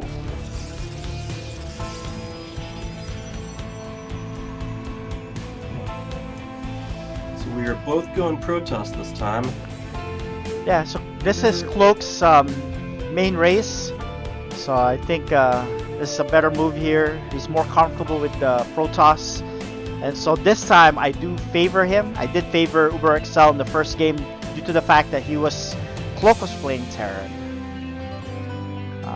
But let's see here. Look at Cloak diligently scouting. And the thing is, if I was in his coaching corner, I would have told him, you know, Mrs. Uber does not cheese. I actually have never seen her cheese. And so it's not something that you really need to worry about right now unless she displays it at some point. Instead, he sent out a probe going all the way around. Probably lost some mineral. Nice little stare down with her probe by the look of it. You know, she Not did on this. control, so it finally just kind of sneaks past. She did this last game. She likes to putting that probe there, and that's actually very inefficient. I guess she's not comfortable yet controlling units in multiple locations, right? Because that should be scouting. But you know, I don't blame her. This level, again, guys, this is FSL. This is our Code B division. These are rather newer players, and these players range. Somewhere. Yeah, these ranges. Well, actually, let's update the score here. The players here in Code B range from silver. Actually, we've had bronze players before too, but silver and gold, low gold. And so you can see that they're kind of just starting off. A lot of our players here in Code B, they do improve over time, and then the following season they join a higher level division. So Code A. Next thing you know, one of them's beating me. Yeah, so yeah, we have that scenario with Stu Blue. Stu Blue started off with Code B. He did very well, but you know, you can see his level at that time, and then moved up to Code A. He is still improving, and I look forward to his improvement in the next few games and the next season. But yeah, this is a Code B division. I see Cloak's going a bit more production and expanding. Yeah, so he got his expansion a lot earlier this time. It's actually completed well before Mrs. Uber XL even started her own. And God, 3-gate Twilight Forge. How about that, huh? yeah, and you know, I think this is Cloak's kind of go-to build order here. He's gonna get his +1 attack. He's gonna get his charge. And he's just gonna drop a bunch of gateways. And I think that's, you know, if you do our scouting report, that's what he usually does as Protoss. And so in this level, that works very well against players, you know, who gets hit with this and they're not prepared, right? The problem with a lot of early aggression and cheeses is you really have to die to them a few times before you even have a general idea about what you should have done differently. Yeah, and that takes time. You know, if you play enough ladder time. games, right? And a little bit of patience. pain and patience, right? Because I've I've died to so many. Can't of have these. patience without pain. That's true. Or without patience. I don't know. It sounded better in my head. Hey, look at that Artosis pylon. Anyway. Alright, well, here's the natural for Mr. Excel, but look, there's a +1 that I was talking about, and charge. Charge is almost done here. Alright, so his stalkers are in production. He is continually making probes, which is a good sign. Let's see if he takes his third before he does attack, but instead, drops down 2 cannons. So yeah, this is the case where, if you scout and you find out what your opponent's doing, you'll find out that, there is no need to drop those cannons. Instead, that's a 300 mineral investment, right? And I think that it might be a walled-in stalker, too. Yeah, that is. Might need a recall or a blink to get out of there, or just some help from the opponent shooting some of those gateways down. Yeah, doesn't look like none of that's gonna happen yet. No Warp Prism. I don't think he's gonna recall that. But that's a little bit advanced. Yes. And always embarrassing. Alright, so Cloak is dropping down a Templar Archives as well. And look at that, a Sentry. And I always like to see a gets Sentry. overlooked quite a bit. Even if you're not doing any fancy force fields, or you can scout with hallucinations, Guardian Shield is almost never a bad thing, unless there's absolutely nothing ranged attacking you. Yeah, and also that's your best way to scout after the initial phase of the game. Because after your initial probe scout, you take a look what's going on. But after that, it's hard to scout.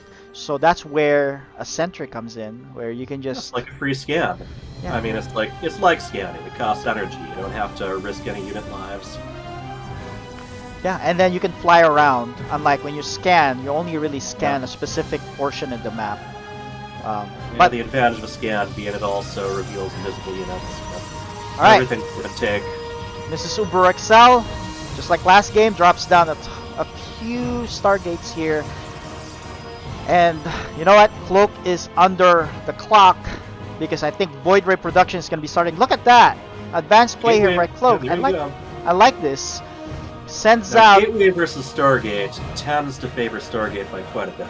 Quite a bit. That's very why difficult to take out Carriers, Tempests, and Void Rays with just Stalkers and Archons. Yeah, and that's why you really have to hit before that comes to fruition. So he does scout. He does see these Stargates. Now let's see what his reaction is. This is kind of a trigger to say, hey, I need to go attack now. Right? You do have a Warp Prism. You have a way to reinforce. Or I thought I saw Warp Prism in production. Maybe I was wrong.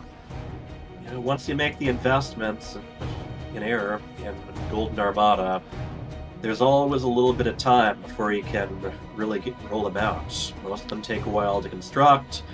Carriers, on top of taking quite a while to build, after they build, then they have to double up on their interceptors, which takes time.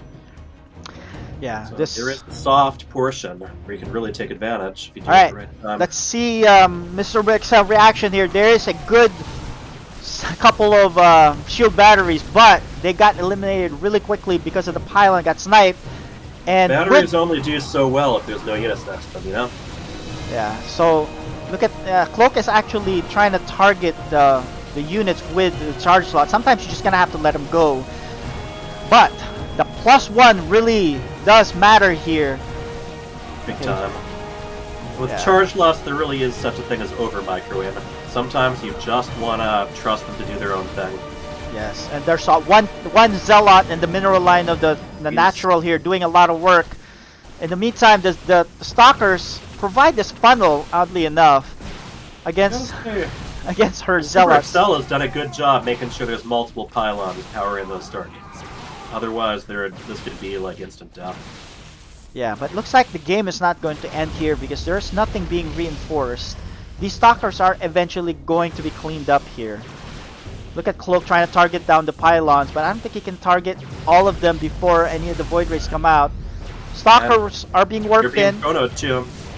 Very good. Yeah, look at that one Zealot cleaned up the mineral line. Oh wow, 27 dead probes. That's not going to be good for long run. You know what? These 4 Even those stalkers is still standing strong. Yeah. Even though they tend to be at a disadvantage against Void Rays, if he got 4 stalkers against... Yeah, there you go. But you know what? Miss Uber Excel concedes right there, saying, I'm so far behind. Well, What? she didn't have the minerals to get more stuff out, and all of them got invested in those Void Rays. Yeah, actually, I forgot to play the GG soundbite there. Forgive me. Well, good thing there's a game 3 coming up then, right? Alright, game 3.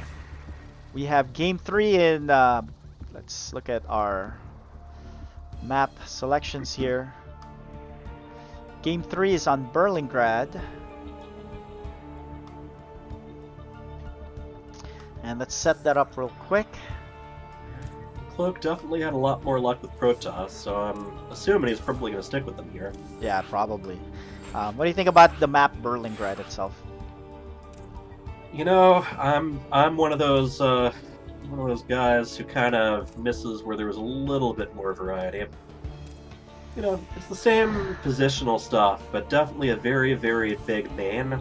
So if you're gonna hide pylons or sneak in some flying units or a warp prism, this is the one to do it on. Yeah, but you know, I don't think either of these are that type of a player. I think both of them like to just make their stuff in their base, macro up, get as much as you can, and then go attack. And then we've seen that in the first 2 games. And let's see if that... I don't think this map's going to be a lot different than the last couple games. Yeah, let's see if that continues. Let's get it on. Game number 3.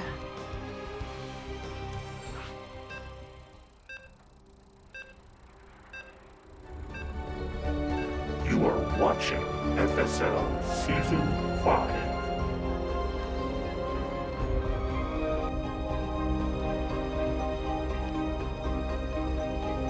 And we are indeed having 2 Protosses again. Yep, so Cloak wants to wrap this up with a win to end the Season 5 for him. But let's introduce our players once again here on the bottom right. I'll start with the first one. On the bottom right corner, wearing orange trunks, he is Cloak.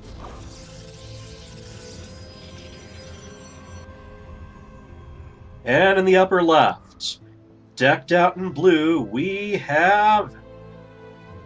This is Uber XL.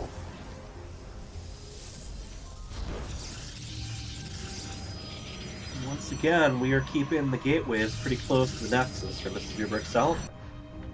I know that's more popular against Terran, but once again at this level, it doesn't make quite as much of a difference. Yeah, look at Cloak Scout once again. And Cloak is going for the more traditional building placement, sort of doing a half wall over the ramp. Yeah, so who do you got in this game number 3, Hyper Turtle? You know, I think Cloak found a winning formula last time. As long as he manages to strike before there's enough flying units out, it should be fine.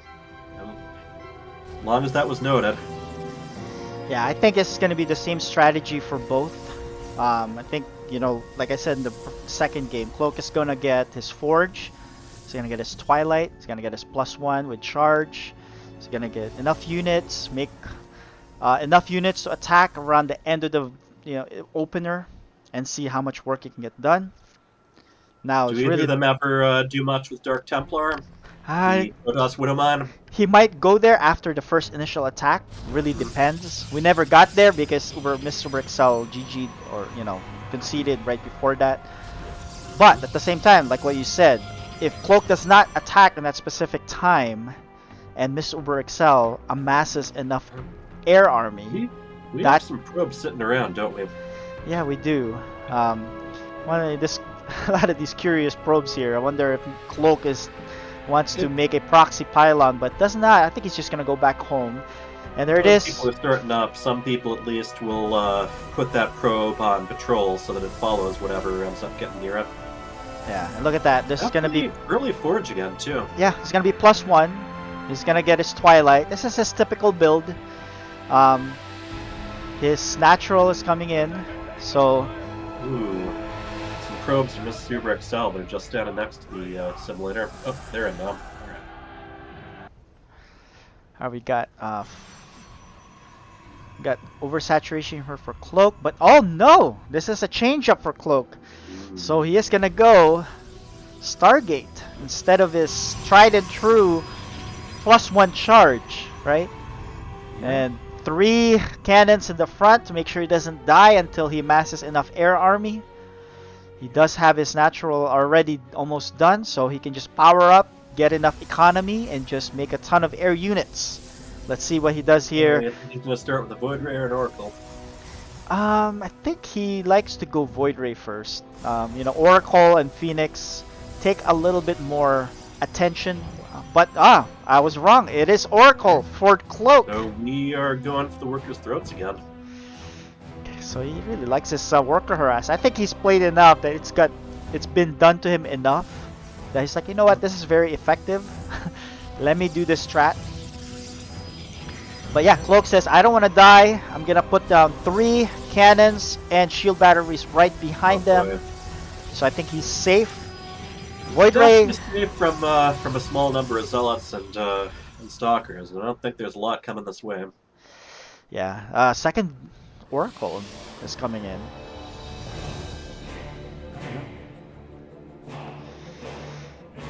All right, let's see how much damage this does here. What do you say? 7, 8 probes?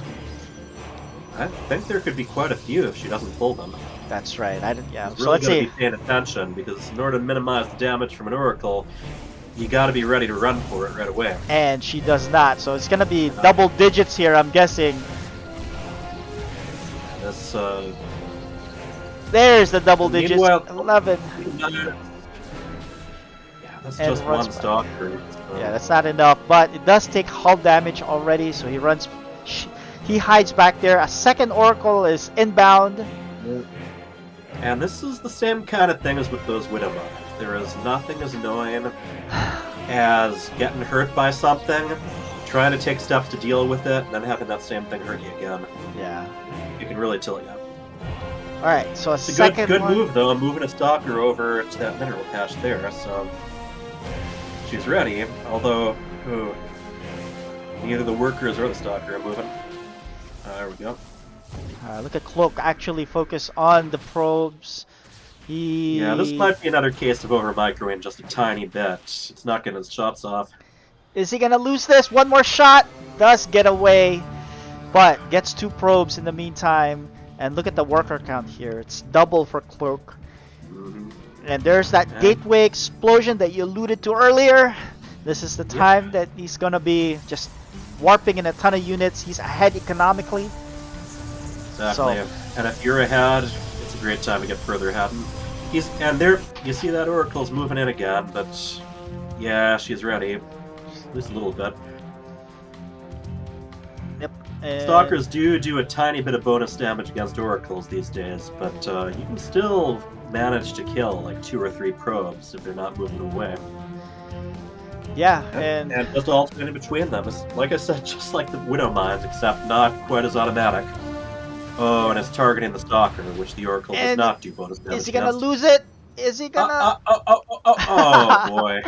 That Oracle is either very hurt or very embarrassed, judging by the picture of it. Yeah, I think you just need to sneeze at it now and it'll fall. But unfortunately for Miss Uber XL, it's far enough away. Gets away there. Well, they've done their jobs, and also, Miss Uber XL's army is all in the mineral line, so there could be a really easy opening to get a lot of zealots in that natural. But, you know, Cloak is transitioning to ground units now. +1 is more than halfway done. He is already moving out. And these zealots already have charge. And I think when this attack commences, +1 should be finishing. So this might be the same case as game number 1, where these ground units just overwhelm Mrs. Uber XL. Game number 2? Yeah, game number 2, I'm sorry. Yeah. And if he really wants to be tricky, once the army is drawn away, he'll move those oracles back into worker lines. Looks like he's at least thinking about that. Yeah, he's got There's both. nothing, oh boy, no matter what level you are, it is very rough if you're getting attacked in multiple spots at once.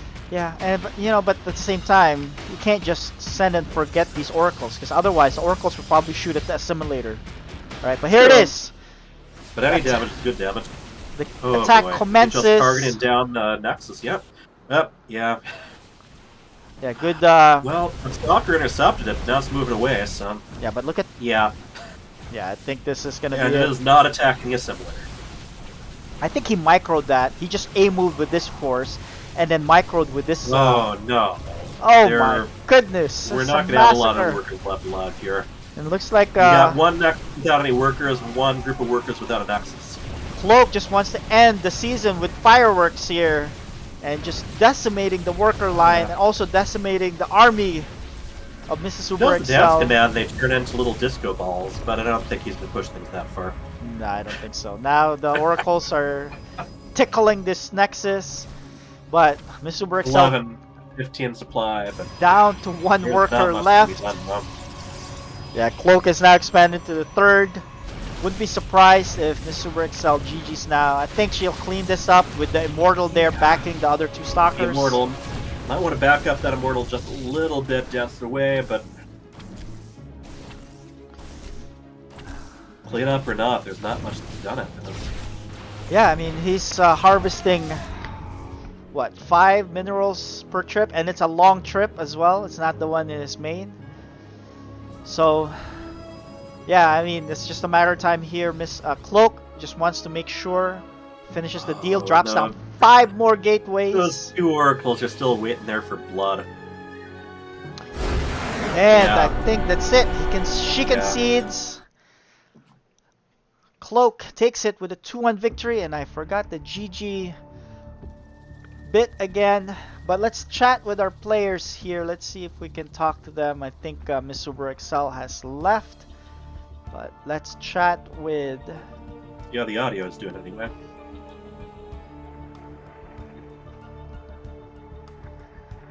Alright, looks like we lost Mrs. Uber Excel there. But congratulations, Cloak. Well done. Yep. Okay. Can you hear us? Scion. Yes, can you hear me? Scion said pull him up so she could talk. Oh, alright. So we'll bring her back in. Sorry about that. Yeah. Oh. Pull her up. Let's see. Where is Cyan? Cyan's here. Oh, there it is. Cyan's here. Let's actually start with Miss Uber Excel. Can you hear us, Mrs. Uber Excel? Yes. Oh, there we go. So game number 1 was well done. You amassed an army, both air and ground. Your air force was massive. Well, how did you feel after game number 1? I don't usually win against Terran, so I don't know. I was kind of at the end of that game. I was like, oh, I don't know how I did that, but Yeah, it was well done. You had the upgrades, you had the units, you had the macro. So it was a well-deserved victory in game number 1. Game number 2. Game number 1 was a bit of a tricky one. A lot of workers dead, right?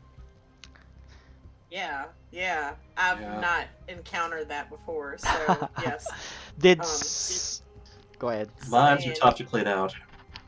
Cyan coached me afterwards what that does, so I was sitting there a lot of times like, what the heck's going on? Like, and I kept going back to it, and I kept coming back, and I'm like, what is happening? Like, okay. So it took me a while to figure it out, and then I still didn't get all of them, but yeah, now well, when you play people online, they don't do that to you. Like, I've never had somebody do that to me. So I think if you play enough, you will encounter that strat. Yes. Yeah, if I ever get a higher rank, maybe. Gotcha. But you were far enough ahead, and you macroed really well to be able to mitigate that much damage from those widow mines. And then game number 2 and 3 were kind of similar. I think he hit you right before you really got going with your army count. What was going through your head at that time? Game 2, I kind of Yeah, I kind of made a few mistakes in the beginning that put me behind, so I kind of knew I was probably going to get beat. I was a little slow putting some stuff out, and I put something out before I was supposed to put something else out, so... It did look like you were trying for more or less the same strategy all 3 games, right? To try to hold things off until you can get Void Rays and then Carriers, right? Yes. Well, I don't usually play... I don't even remember the name of it. What were you telling me to build, babe? Templar? No. Immortals? Immortals. I don't usually build those, so Yeah. sometimes when Cyan comes behind me and tells me to do something, it kind of flusters me because I'm not used to it. Yeah, I mean those things come in. Yeah, eventually they start making sense to you if you play enough. But you did improve significantly from the first season to this season, and looking forward to more improvement in the future FSL. Hyper Turtle, do you have any other final questions here for Mrs. Uber Excel? One thing we were curious about was every one of those games there was a probe that you put outside of your natural area, and it just sat there. Was that to keep an eye out for cannon rushes or anything sneaky? Obviously, Hyper Turtle, you haven't been following the games that I've played on here because No, everybody I've had cheeses to me. keep an eye on the ones I'm involved with. Everybody cheeses me, so I kind of set something out there so that I can see on the map if somebody sneaks in to build their bombs to bombard me and catch me off guard. So usually once I get, unless I forget, usually once I get a stalker out, I'll swap it out. Because almost every game this season, that's happened in one of them. So, yeah. Gotcha. Yeah, that makes sense. But yeah, like I said, keep improving, keep playing. Have Cyan get you caught up all the way so you can join Code A the following season. But looking You'll be forward to your beating me in future no games. time, trust me. You'll get there in time. So good games. Congratulations, Cloak, on that 2-1 victory. I saw you. Look, you really like watching probes die, don't you? I like when someone's mirror base goes, but the number one thing I like to hear is when Marines die on this game. They just, when you shoot their little jetpack and they're all in it, it's the best feeling out there. But other than that, yeah, I just Most people seem to prefer the dying sound of ghosts. Actually, they really ham it up when they're dying. Yeah, but we rarely see ghosts in the lower level, so we don't get to hear them as often. But Something yeah, to look forward to, though. what did you think about those Widow Mines in game number 1? They paid for well, themselves, didn't they? yes, that's necessarily what the goal was. I liked them, and then once Joseph told me, "Hey, you need an armory to make sure they're not visible no more," I'm like, "Oh, that's right."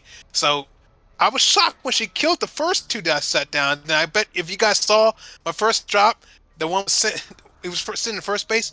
I have a problem with the caps lock and the shift button when I try to drop things. Oh, And yeah, we were wondering about that a little. that's what happens. So that explains it, because you were going back and forth. Looks like you were undecided whether to drop them or not, and you couldn't. So you were trying to figure queue out. up a series of commands, but I queue them all, drop you them, and I capitalized hear, really enough. yeah, I hear the queue like, "Oh, drop here." I was like, "Cool." Dot, dot, dot. But I'm pressing the caps button, and it's just so Gotcha. I gotta learn. Well, yeah, you gotta work on that, because that also can apply to Protoss units. And looks like in game number 2 you switched back to Protoss, where you're more comfortable. How do you feel after getting those victories in game numbers 2 and 3? Still a sad difference between my Terran and a Protoss. And I do not know if you could kind of play both races the same to kind of start off the same way and just build up from there. I mean, it hurts people. The minerals are used differently between the two. Yeah, I would say, as someone who does jump around races quite a bit, yeah, Terran, you invest a bit more in minerals early on. Your workers are, they can be sniped while they're still trying to build something, which can be a real headache. But the big thing is, almost all the Terran units, there's an extra step involved with attacking with them. Stem, or Burrow, or Siege, or Liberation mode. And you gotta figure out the timing for those. Right. Yeah. They're Now, as difficult one. Protoss, though, was it heavy on your mind to make sure that you hit Mrs. Uberexcel before she got her Golden Armada going? Oh yeah, yeah. I mean, that's why I sent a little. I sent my first probe, I think, out before I made a gateway. Make them down there, go down there, and then as soon as I saw she's making the stargates, I was like, I got to get rid of them because the stalkers are only good for so long. So that's why I wrote in, forget the natural base, go in and just destroy those pylons. Whereas, And yeah, whereas the Protoss flying units takes a little bit of production before they really become an intimidating force if you keep killing them as they come out. So yeah, that was a very good way to go. yep.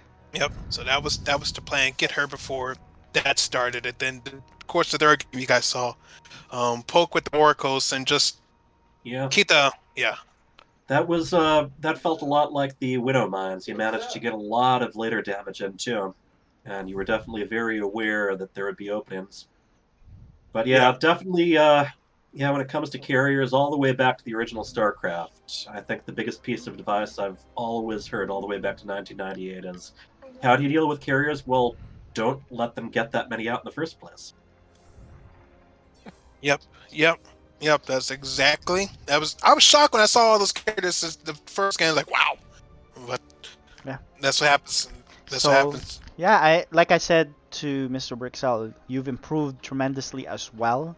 But at the same time, you dabbled with the other races this season, and I think you lost a few games because of that. But at the same time, you've improved overall, right? And it's really hard to start playing all three races and try to play them the same level as your main race, which is your Protoss, and that's gonna be a trouble you have. So, good luck on that in the future. Let me know if you wanna test certain things out or any pointers like before. We can play that out. But yeah, you've gotten better. Just unfortunately, you missed out on the playoffs. That happens, and good luck next season. Yes, sir. All right, so that Thank you, wraps up guys. our Code B match. But Hyper Turtle, we've got a very big game here coming up. Let's look at our game lineup here. As you guys can see, we have our 2v2 between the Purifiers and GG Izzy. Now, let's see if we can have Cyan on camera here. I think we just need his camera up. So if Cyan, you're listening, get on the Ninja Cam, and we can start this. But let's look at our map vetoes here. I don't know if you can see this, Hyper Turtle. Not from where I'm standing, but I can always take a peek within my own game. Yeah, so what we have did they veto? Yeah, so we have Fields of Death, heavy artillery, and if necessary, we have Reclamation. So, these are usually people like to play heavy artillery, so that's there. But Fields of Death, we don't see as much, but we're going to be starting it off with that. But it looks like the players are ready. We have Cyan here on the channel. Let's bring up the other players. We've got... There they are. Let's add them into our camera here. Sorry, I'm doing production here by myself. Yeah. And let's add everybody else. All right, we have a full house. Good evening, gentlemen. We are now joined by the Team Purifiers and Team GG Izzy. Let's start with Team Purifiers. Cyan, Ghost Champ. This is a tough team that you have to play. Have you guys been preparing, and what do you guys like? How do you guys like your chances against this team tonight? We have not prepared because I was on vacation last week, and then this week's just been busy. So we haven't played any games, and I don't like our chances, but you never know. You never know. Sometimes a 2v2 can turn on its head if you just have a good engagement together. Anything can happen. Hyper Turtle, do you have any questions here for Team Purifiers? Well, I mean, if they haven't prepared, then I'm guessing they're probably going to be playing it by ear. Have you found some? Do you think you found your comfort areas as a team? Well, we definitely have. I mean, we've been playing Yeah. together for years and years and years. So Yeah, I remember you saying that before. So there's always those years and years and years to fall back on. Yeah, and the thing is too, Ghost Chant said it before in their previous interviews. Their team is the team that likes to react, that bases it off of what the opponent's doing and reacting that way. And so they're kind of dynamic in their strategies. I think not being prepared or not preparing anything, it's okay because of the way they play their games. I think So Zerg Protoss has been a pretty popular composition to play against. So, at the very least, they've played against some similar teams. gotcha. And let's move on here with Team GG Izzy. I know you're still trying to fight off Kodayo for the number 1 slot, and I think if you just win out, you guys will have the number 1 slot. Are you guys worried about tonight's game, or how prepared are you guys for tonight? So, I can say we definitely had the time to practice. We didn't really do anything though. We did do some quick practice games this morning. But yeah, we're looking forward to our games. I can't say we have the same level of synergy, but it's gonna be fun. All right, Hyper Turtle, questions? Nothing specific. Nah, I'm drawing a blank. Let's go. All right. Any final words, gentlemen, before we get started? Ghost Chan, we didn't hear anything from you. Any final words? I mean, not really. Not really. Cyan was on vacation. I was sick, dealing with a sick kid all weekend, so Gotcha, that was gotcha. fun. But I go into every game expecting I'm gonna win. So Gotcha. I like that mindset. And you know, it's just like riding a bike, right? You just need to get on, and you won't really forget it. Your mechanics will be there. And good Ride luck. a bicycle built for 2. Bicycle built for 2. Now, but like you know, you guys have said, they played with each other for so long, right? And so they should know each other's tendencies. It's just now communication and execution at this point. So good luck. Have fun, gentlemen. You guys can go, or I can move you guys to your respective channels so you guys can chat. And we'll talk to you guys after the match. Good luck.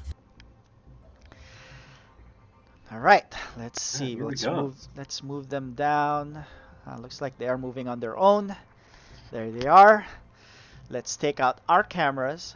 We don't need to be here anymore. And let's start this game. Yeah, so you guys can see there. This is our Vetoes. Ooh, we lost somebody, but let's get started here.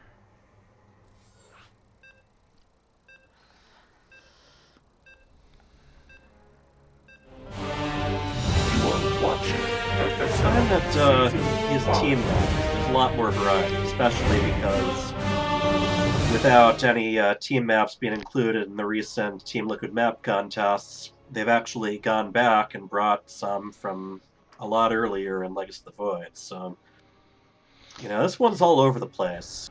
You start together, there's expansions that are side by side, both in the pocket and ahead. There's disruptible rocks. There are quite a few gold bases on this one, and quite a few outline ones, and a nice little lava chasm in the middle between the gold bases that is short enough for some units to actually even attack over. Yeah, looks like we're set. Let's introduce our players here. Spawning on the bottom corner, well, bottom side of Fields of Death. We got our orange Protoss. He is Dark Menace. And his teammate, the green Protoss. Neutrophil. And their team name is called GG Izzy. Alright, go ahead, Hyper Turtle. Alright. And up in the north, we have the red Protoss. Cyan.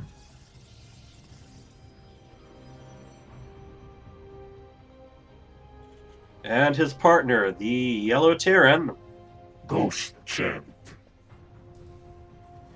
And they are called Team Purifiers. All right. So before we get started here, let me ask you, who do you got in this game and what is the score? I think each of them are going to pull something off on the other. This is a very big map with all kinds of different angles you can attack from, and a lot of different economic trickery you can pull. So I'm guessing it's going to be 3-1, but I think I'm going with GG Izzy on this one. Gotcha, 2-1.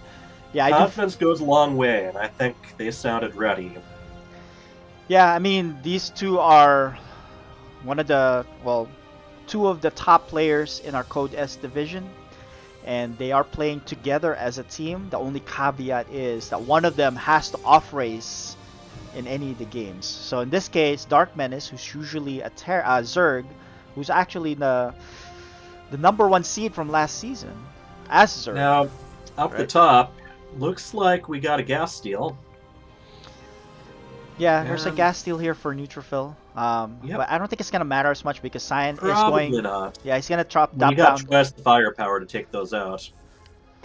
And I noticed that up north they are certainly going to a lot of trouble checking around for proxies. So they're not taking any chances. No, they're not. They are taking. Each one of them are taking their expansions. Dark Menace just one of the last ones to take his. But it's not the end of the day here. Everybody's just going through standard build orders here. The first Stargate is in production here for Neutrophil. But the last game that we saw Ghost Chant, it was a matter of Ghost Chant just powering up, getting 200 supply and just overrunning everybody. Now let's see if that happens here. Neutrophil is playing Protoss this time, and Neutrophil is very good in handling a big Bioforce. Alright, here's the Reaper. You can do some annoying things with your initial Reaper on this map because it is very hard to cover that wide area. We are... Yes, indeed. Okay, let's just make sure. Ping check.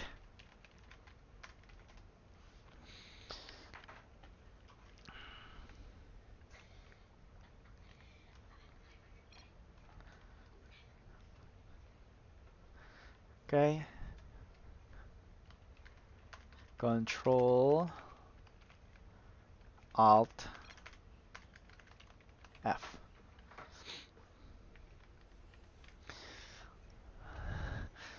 So it looks like the lag is on my end because I think I'm running all of the production stuff here.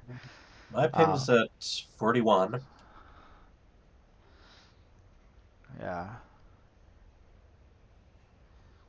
Alright, so it looks like we're okay. I'm not the one microing, so it's okay. As long as the players are good. There you go, he's 53. I think Ghost Chant is 15, so okay.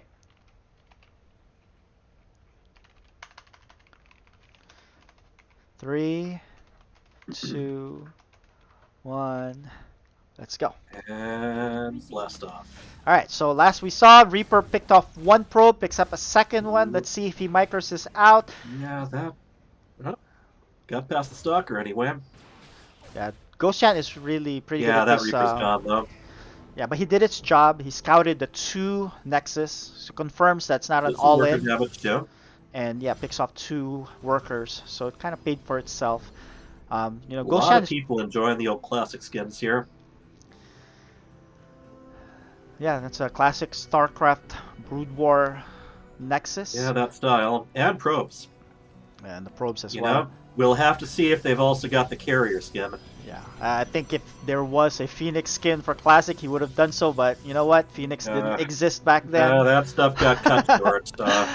So the Classic Battlecruiser Ultralisk and Carrier were the last skins that they managed to get into the game. Yeah. Alright, so we have here Hellions and Medivacs for Ghost Chat. I think he's gonna do some drop. He's just gonna drop some. For harass. I don't know if, let's see if he drops it. He's continually making Hellions here. You know, typically Hellions don't fare as well in a head-on engagement against a double Protoss. So I think he is gonna drop it. No, he's not. He's just gonna do. He's gonna do a Medivac drop with Marines here. He's speeding through on the left side of the map. Hellions, I mean, they're nice enough against Zealots, but Stalkers definitely can't do anything about Phoenixes. And off they go, so sounds like it's supposed to draw them away and then have them sneak in and kill some workers. Yeah, I mean, look at Cyan is not going to... No, actually, he is going to join. He's sending a few units, 3 Stalkers, in fact, to join the fray here. Draw their attention in the front of the base and drop this Marine force in the back line. See how many probes he can get here. Yep, that's El Naga Watchtower. This is one of those maps that has like almost all the features, but it got put out before they invented slow zones and fast zones, so... Alright! Oh, yeah. Oh, this is a good attack here. Oh, wow. Quick force field there. Nice, but at the same time, he lost a lot of units here in the back line. They could do a lot of damage in the meantime. Yeah, Phoenix are on the other side of the map seeing what they can get done. I don't know. think they got enough firepower to take down the Nexus. They got to actually defend themselves or retreat. Yeah, Phoenix is just sharking around here, taking a few now we got a workers. counter harass going here, and Mass Phoenix is very nice in a team game because there are so many mineral lines you can go after. Yeah, the drawback of the Phoenix really is that you cannot handle a ground force army that well, and that's why if you have a teammate that can do that, the Phoenix reigns supreme on the air, and so that's why they're very good in team games. Yeah. But at the end of the day here, Neutrophil is, you know, down with the least amount of workers because he lost the most here. It's down to 40. Give the drop another try now. Oh, another drop, yeah. And so I think he identified that the Phoenix were all on the right side of the map, and this is a big map, so it'll take a while for the Phoenix to go back and help out, so he's just going to stay here. That's pretty important, because if Phoenixes find those medevacs, they will kill them almost instantly. Yeah, but this is a big map. So, let's see what happens here, because Dark Madness is moving out. They're going to see if they can... And those are going to be 2 medevacs full of units that they're not going to have to defend with. Yeah, but at the same time... It's a judgment call. This is going to do a lot of damage on the other side, unless they recall. Alright, so here's the drop. At the same time, the attack ensues here for DG Izzy. Now, Canada's nowhere near the mineral line, so... Yeah, they're actually... Science units were out of position there. No support from Ghost Chant. This is getting chaotic here. Their tanks going out. Tank right away and keep it safe, because that's what Phoenixes can do for you. Yeah, but look, they've cleared out a lot of the units here from Dark Menace, and they have not addressed Another this little wave of Protoss units coming that way, but yeah, I think they can clean that up. At the same time, they're losing their entire natural. Yeah. The Phoenix are gonna run out of energy here soon. Yep. Alright, so here's a lot of Zealots warped in. Zealots are chewing through all of the Marines. The Marines are dropping one at a time. With the healing it provides, I don't think it's enough. Ghost Chant picks him up and lifts off to go to the main base. Call. There are a lot of places to put them, and overall we are seeing a lot of carnage on both sides of the map right now. Yeah, we are. But the end of the day here... Meanwhile, Neutrophil taking one of the gold bases. First person to try that. So, who do you think had it worse there? I think Dark Menace and Neutrophil are still in good position because they were able to pull their workers away in time, and the fact that they're taking their thirds, we're just gonna be well off here. The thing is Ghost Chant and Sai need to start doing something to address this massive Phoenix count. Yeah, personally, I'm a big fan. I'm a big fan of keeping a Thor handy.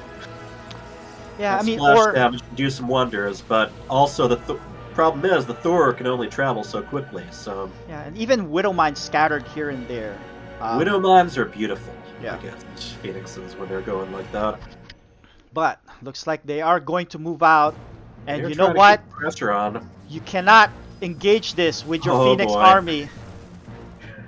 Right, this is pretty much an anti-Phoenix army here. They got plenty of Marines, plenty of Stalkers. They're going to sacrifice those medevacs, though. Yeah, because I think he did an A move way ahead, and so... Easy mistake to make. Alright, let's see. This is the battle here, A lot of Phoenix are being picked off, but at the same time, who's winning out the ground battle? Looks like Team Purifier's winning out the ground battle. This prompts the Phoenix to run away. It's like, I cannot go in there and lift anything because it'll just drop right away. And this looks good for Ghost Chant. This is what I was talking about. This point in the game, this seems like Ghost Chant just skyrockets in supply. And this is where it really gets hard to deal with the Terran force. Look at how many Marines he's just rallying across the map here. And they do not have splash damage. This is one of the drawbacks of going Phoenix. And if your teammate does not have splash damage... look at all those Zealots just melt with all of those Marines behind them. And there's more coming. And I think this is the victory push here that the Team Purifier is looking for. More Marines are going to stem in and join the fray. There is healing now. So, alright. Battery overcharge has been activated. It's doing a lot of work. But there are a lot of Marines in here. I mean, Phoenixes aren't as worthless against ground units as Corruptors, but there's still a lot of supply. You can't have anything else. Yeah, so this is the thing about team games. If one goes Phoenix, the other has to be able to control the ground, including an AoE, right? And so they did not address that. And there's nothing here to stop the Marines from just stimming right under you, even if you have a ton of Zealots. And I Whether think it's siege tanks or lurkers or Colossus. Yeah, and none of those were present. And there it is. GG. Game 1 goes to Team lead. Purifiers. Yeah, they said they haven't been practicing. Oh, I forgot the GG bit once again. I just got caught in this. It's alright. We'll have time to practice, Jim. Alright. Good game there by Team Purifiers. They said they didn't practice. They weren't in shape. You know, it didn't look like it there. They played well. They handled the Phoenix aggression. And they take that Game 1 victory. Alright, game number 2. Heavy Artillery. It's one of the more common maps as well, played in 2v2. Let's see here. Yeah, I'm actually going to have to sit out one map. I'll be back pretty soon. Sure. Alright, let's bring in our players.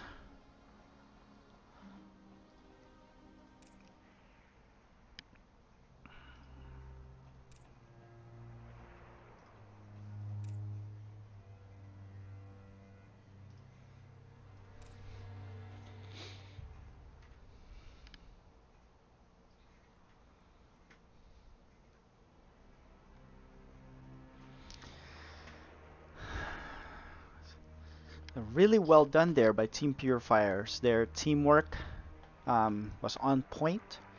Their reaction to the Phoenix harassment was well done.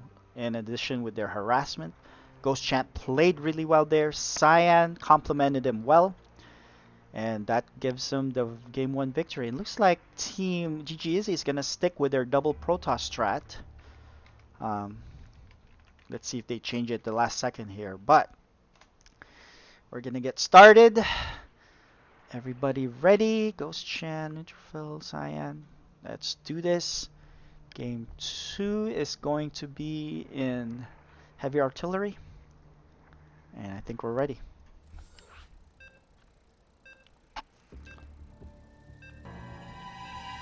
You are watching FSL Season 5.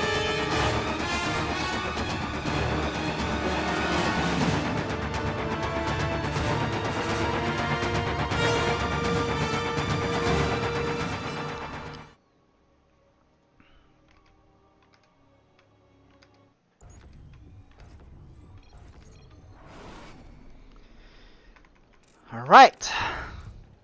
Let's introduce our players here. On the top right corner of Heavy Artillery, we get our orange Protoss. He is Neutrophil. And his teammate,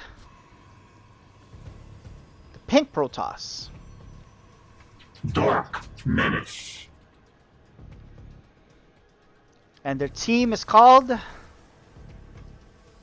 GG Izzy. Okay, and their opponents, the yellow Terran. Ghost Chant.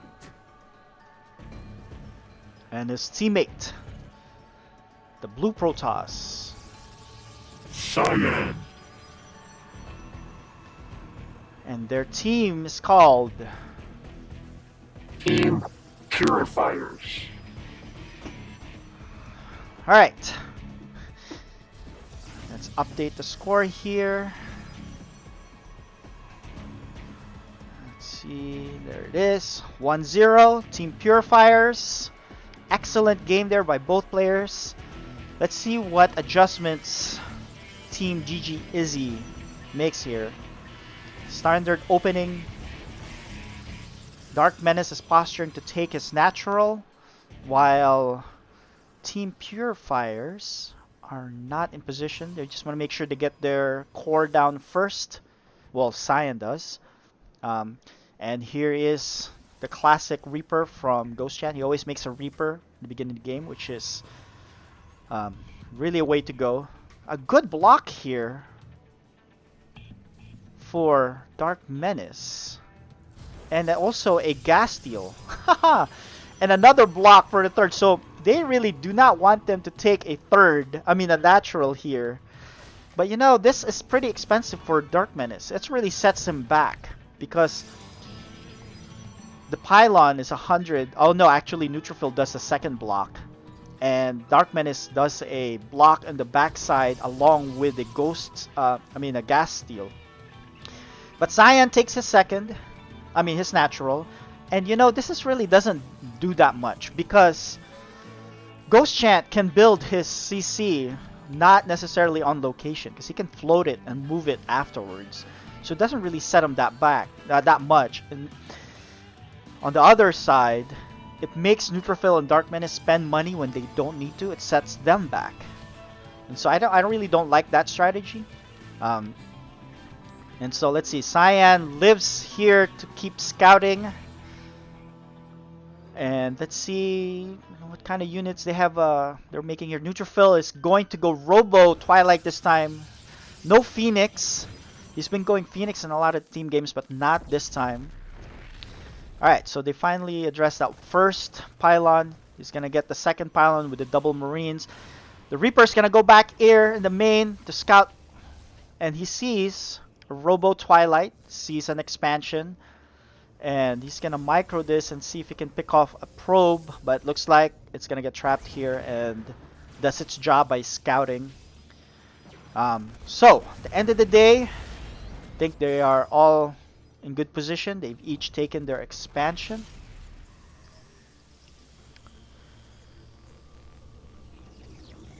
Let's see here. Blink here for Neutrophil. And yeah, so Robo as well for Cyan. Now what about Dark Menace? Dark Menace is going Twilight as well. So Twilight Robo for both sides in Team GG Izzy. Alright. I think they want to be able to address this mass marine style that Ghost Chant employs in a lot of his games. And so I think they're going to transition to Colossus right after these first set of Immortals. Actually, Neutrophil is going to drop down the Templar Archive, so I think he's going to want to get Storm right after this. And yeah, it's just a basic opening for both. Ghost Chant is up in supply. He is down in workers, but that's to be expected as Terran. You do have your double mules to offset that. He does have a ton of Marines already. Make sure they're ready for any type of aggression. But it looks like he is the one who's going to be initiating the aggression here.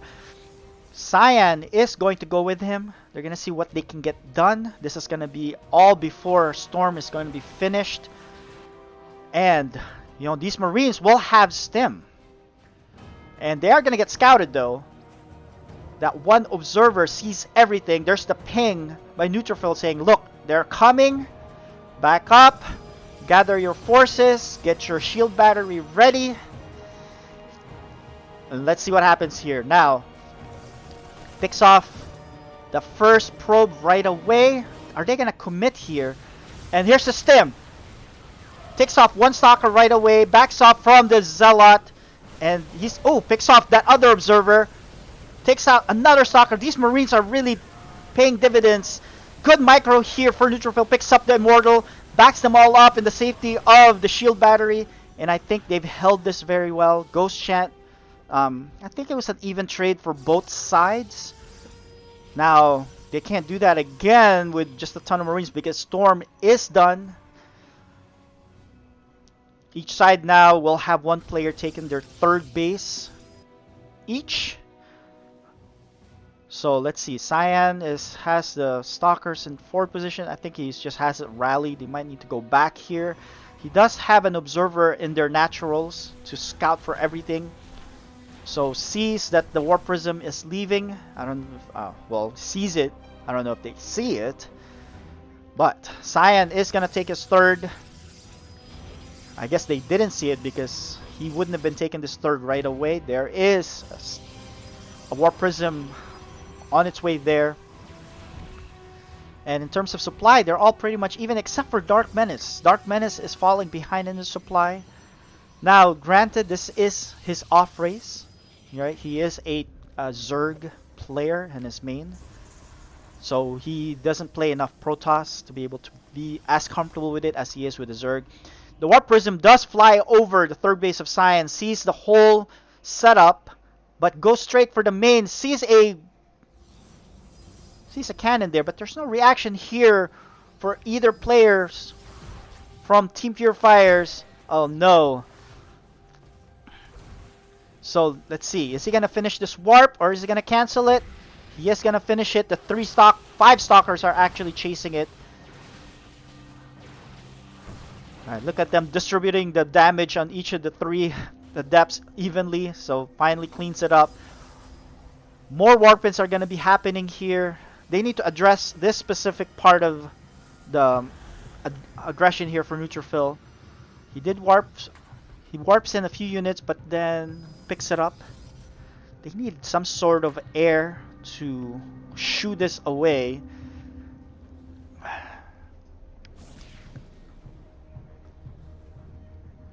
Alright, no, he's gonna fly over there. Takes a little bit of shield damage, but gets away. He's gonna leave now. I think his time has ended. There's another Warp Prism here with DTs. Oh no, this Zealots. Alright, I thought I was gonna warp because I saw a DT Shrine earlier, but there is a ton of units here for Ghost Chant. Ghost Chant is not reacting, loses a few workers. There's the reaction. There's a Ghost Academy. So just in case there is Storm, he can react with that with some Ghosts. And looks like Team GG Izzy, the double Protoss, is moving out. They are amassing their troops in the middle of the map. This is now, it's going to get interesting here. Who's going to be in position? It's going to be unit control. Zealots are being cleaned up in the main base. They are not together. In the meantime, GG Izzy is, and they're moving out with disruptors. Let's see their micro on these disruptors. And this is going to be a big tell on who's going to win this game. This is going to be all about engagement, and this engagement is one of the key ones here. The unit, now, Neutrophil is now moving in forward first. He's going to try to snipe the third. Let's see if Team Purifiers reacts. They are reacting. They're a little bit slow in reacting. Is he going to catch these disruptors? He backs up. Oh, takes up a few chunk of the army here for Ghost Chant. Ghost Chant backs up, but loses a ton of the army here. They are plummeting in supply. Ghost Chant is moving back. He needs more supply here. Yeah, but let's see. The disruptors are still alive. They can fire again here. There's the storm. Ghost Chant dodges it. But I don't think there's enough here for Cyan. Cyan is plummeting in supply. He's dropping in more. Oh my goodness. Look at all of those storms and the disruptor hits. And I think this might be the beginning and the end. I don't know if they can clean this up. There is an immortal in the play, but there's just one immortal. More tanks are coming in. More bio. It's just chaos everywhere. The DTs are not being utilized by Neutrophil. There is one Purifier sent out. Misses the Team Purifiers units. And Ghost Chan is just microing his heart out. Trying to see if he can catch these Zealots. The Zealots are just charging in. And I think this is going to be the beginning and the end. Ghost Chan still does have a good amount of supply. There are Liberators in here, but the Liberators are going to get picked off right away. There's a force field on top of the ramp, and yeah, I think Cyan is not going to be able to reinforce as well here. With he's dropped down to 38 supply. Now Ghost-Chan is repairing the CC. Yeah, they were trying to target that with the DT, and I think, are they going to hold here? Doesn't look like it. There's still a big army here for Dark Menace in the middle of the map, as well as Neutrophil, and I think they're going to try to take the third of Cyan, which is now his second base. And there's that one Atortosis pylon, and they're still trying to deal with units in the main while losing the third, and I think this is going to be, if they don't die here, which they might, I think they're going to be so far behind. Dark Menace is still warping in here. They're going to get cleaned up, but at the same time, the entire engagement has left Cyan with 1 worker and 6 supply total. And there's more warp-ins here for Dark Menace, and they just bludgeoned them with a ton of ground units with double warp prism warping in non-stop. Oh, big hit here by the disruptors. Ghost-Chan is still fighting tooth and nail here to the very end, but Cyan has conceded. GG is called. Ghost-Chan says, no, I'm not dead yet. I'm gonna kill these zealots at least. But the writing is on the wall. There's units everywhere. And I think Ghost-Chan will be GGing here pretty soon. I think once his main army on the right side is wiped out, I think this will be it. And we are going to be going to game 3, boys and girls. It's gonna be Reclamation. Yeah, so Ghost-Chan still processing this. I'm like, alright, what could we have done differently here? There it is. GG. Game is tied 1-1. Alright. I forgot my... Did you do the tasteless GG soundbite? I forgot that tasteless GG soundbite again. Yeah, you know, casting this non-stop action. There's just too much stuff going on. Right, that's try doing it with 2 dogs and a 5-year-old. Alright. Last map is Reclamation here. Yeah, this is one where bases are still pretty close, but there is a little bit more room to focus on one player over the other. Yeah, we don't see this map as often. Hit them before they expand. Wow. Yeah, we don't see this map as often, but it's good to see these maps get picked. Give us a variety of games. Exactly, and let me tell you, if you do want to, if you are the kind of player who likes to react, you usually want one where you're right next to your teammates. But this is an interesting one. There actually was a map called Reclamation in the 2v2 map pool back in the Heart of the Swarm days. This is not that. This one was actually a Team Liquid map contest one from a while ago that got very stealthily added to the custom maps, and then like a couple seasons later they suddenly added the actual ladder. Yeah, I remember that map, but yeah, I'm glad that they mixed it up. They've changed it up and added this specific map to the map pool. Which means there's still a few maps that have been added to Melee or Custom, I mean, that have yet to see the map pool. Yeah, I mean, we all know that the support from Blizzard for StarCraft has dwindled significantly over the years, but I like the fact that they still are rotating maps, even if it's not the best map or my opinion, but just gives us a different dynamic feel to the games. Yeah. And the fact that one of them well, actually they did not select it. It was not selected nor vetoed, and that's why it was the decider map by default. And looks like we have our players ready. Let's get going here. Let's start the game. Yeah, tricky thing is the people who are supporting the maps are Team Liquid and ESL, and they're a lot more interested in the 1v1 stuff. Yeah. They don't really have the money to spare for the team things, but they have been rotating them around. Yeah. All right, let's play our intro bit here, so we can. I will. You are watching FSL Season 5.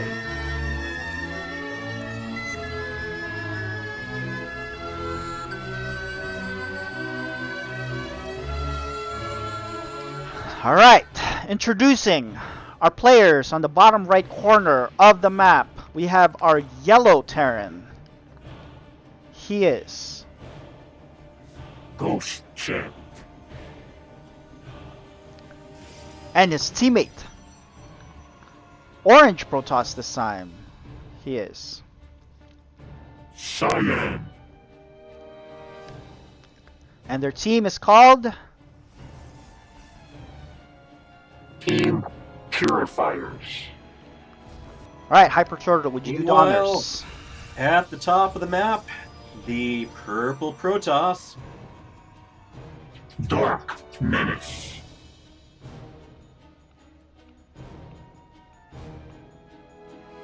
And his partner, the red Protoss. Neutrophil.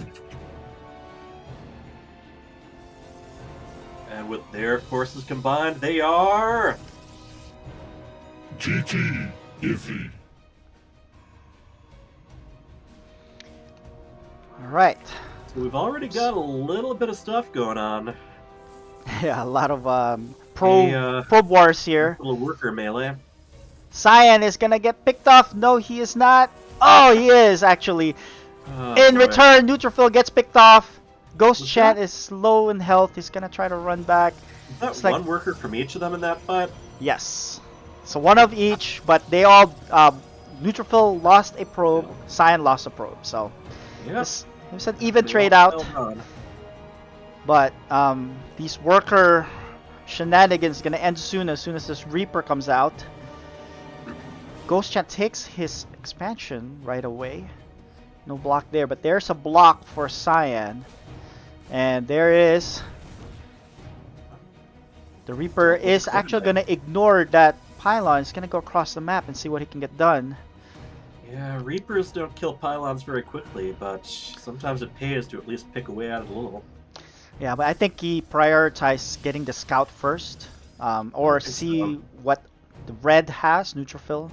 And I think once he sees this expansion, is he gonna check the expansion? No, he's actually gonna go help his teammate Gonna save that probe. save that probe. Let it And go. he's actually gonna... No, he's not. No, maybe not. Alright, so here's the Reaper Micro. Bomb some of the probes, Not gonna but... talk. Yeah, but so, Zion's probe is still there. He's still being annoying here. He's still gonna go back, and then there is... He confirms that there's an expansion. There is also a Stalker. Now, let's see if he actually commits to go to the main... Pylon drop. Let's see if he goes to the main base here to see what kind of tech Neutrophil is going to commit here. But no, he's just gonna run back. Aside from the pylon block, we've got a pretty standard economic opening. Yeah, Science Natural is actually very late, but in return, his tech is very much more advanced than We'll the have to others. start at Nexus.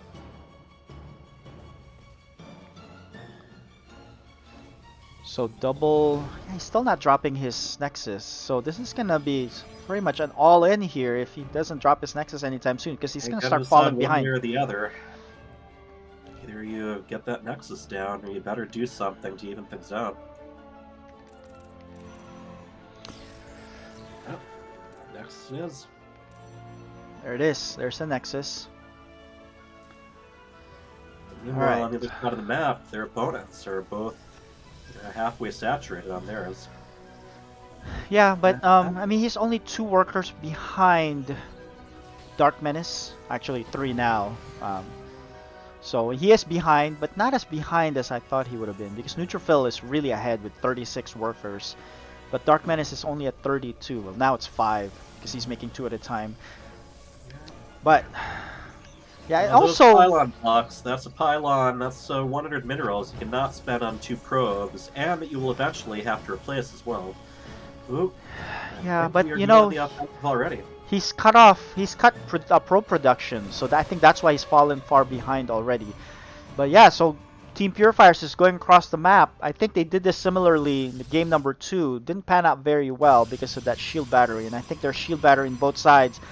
And I don't think it'll fare well here either. There is gonna be stim, but they're gonna lose all of these units if they're not careful. Yeah, they're ready. They got a sentry too. Yeah, there's a... I don't even think they can kill one of these immortals. This immortal will be immortal.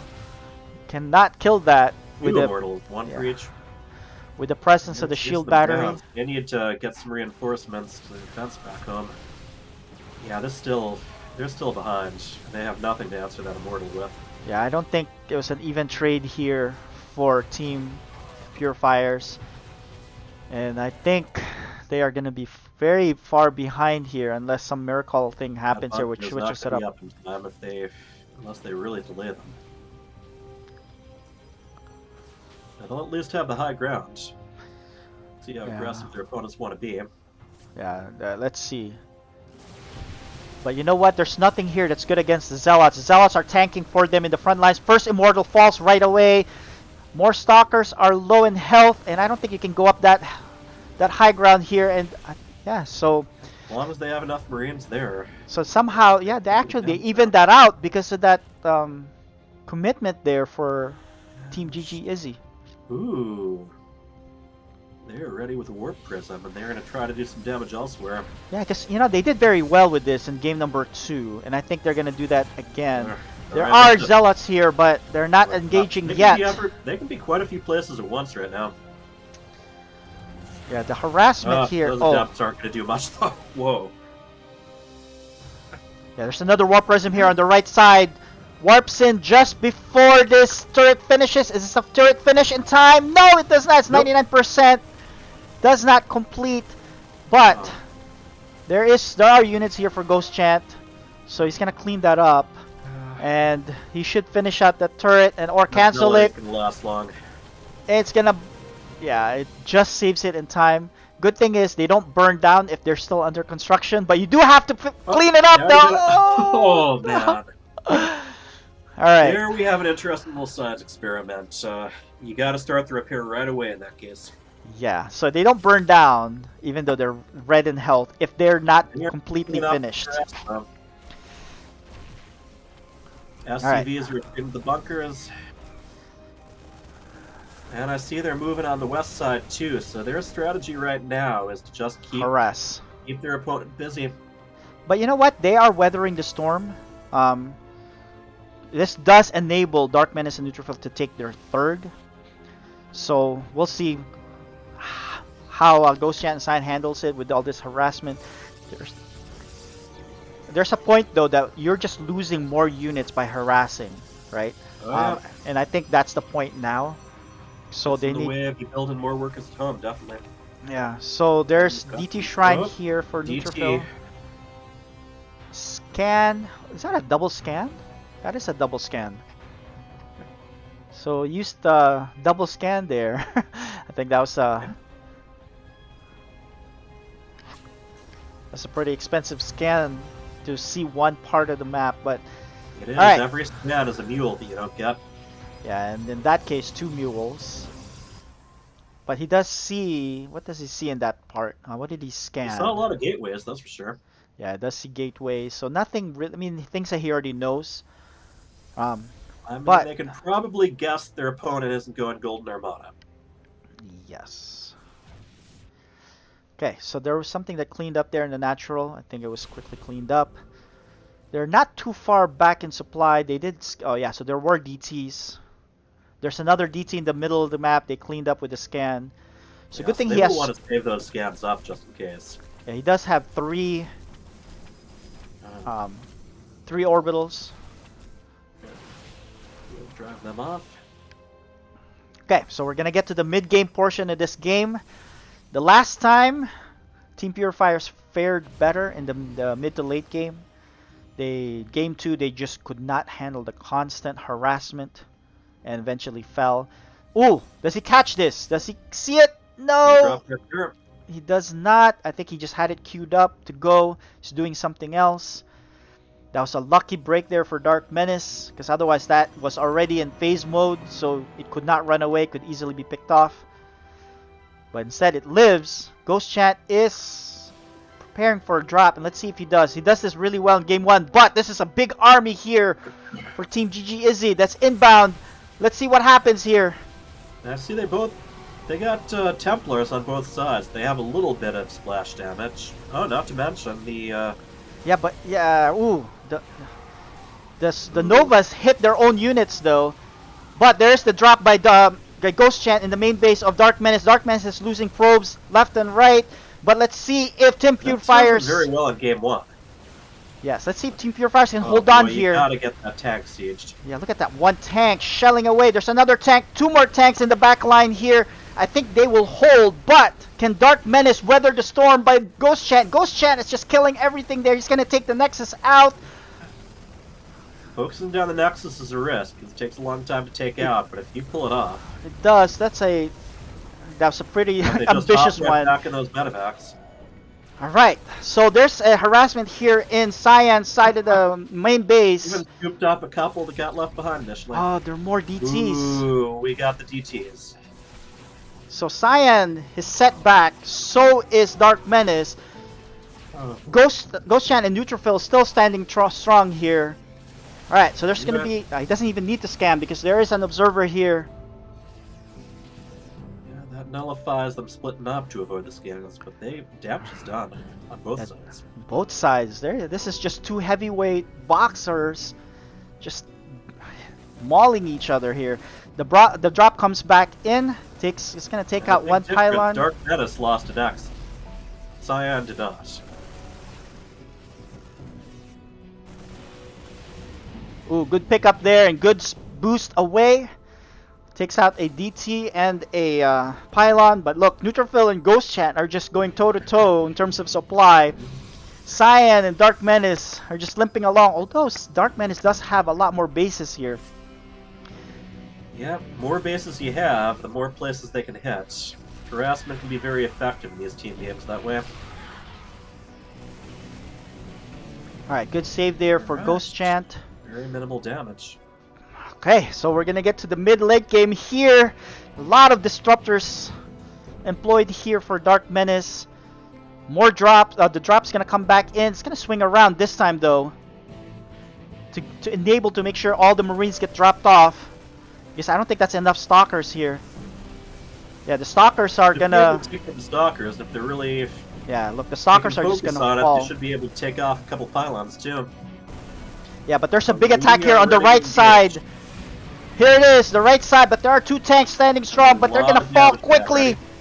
Yeah, that's a lot of damage already. There's a lot of units for the Protoss. There's just a lot of Protoss here. But at the same time, the drop is still doing a lot of work, taking out a lot of these infrastructures. Look at those double bunkers just doing a lot of work. Oh, the SCVs are just too late to repair. There's a storm. Takes out. Ouch! That was really painful for the Terran. I hate to see you that. got harassment going on in the north, but in the south you got 2 full armies. Yeah, and Cyan was just too far out of position to help out his teammate, no. and I think Look this at all is. those suckers going down. Yeah, and I think this is gonna be it. Team GG Izzy just outlasts the Team Purifiers. Right. Yeah, I think I have my prediction right, but if you look at the next match, we have 1 member of each team able to get revenge. That's right, and these are the 2 teams leading their teammates here. All right, now this time, get your tasteless quote ready. Oh yeah, that's right. Make sure we get our GG When bit. I'm here, I'm making sure you do your job, okay? All right. I'm not here because I'm a great commentator. I'm here to keep you in line. Yeah, I need that. I need somebody to remind me. So, the last hope here for Cyan with the Void Rays just gets picked off. I don't think there's any coming and back. I think that's it. Ghost Chat These aren't just big armies. These are big armies with a lot of hard-hitting units. There's just a lot of Protoss. Oof. There's even a hallucinated disruptor. I forgot you can actually hallucinate those, because there's a good number of units you're not able to hallucinate. Like Hey, carriers. look, it took fire from the Void Void Rays. did its job, yeah. So it did its job here.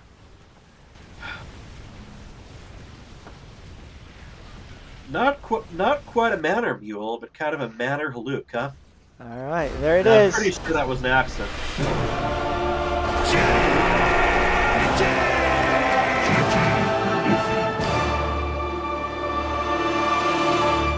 All right, I got it right this time, so we're good. Congratulations. Let's actually talk to our players here.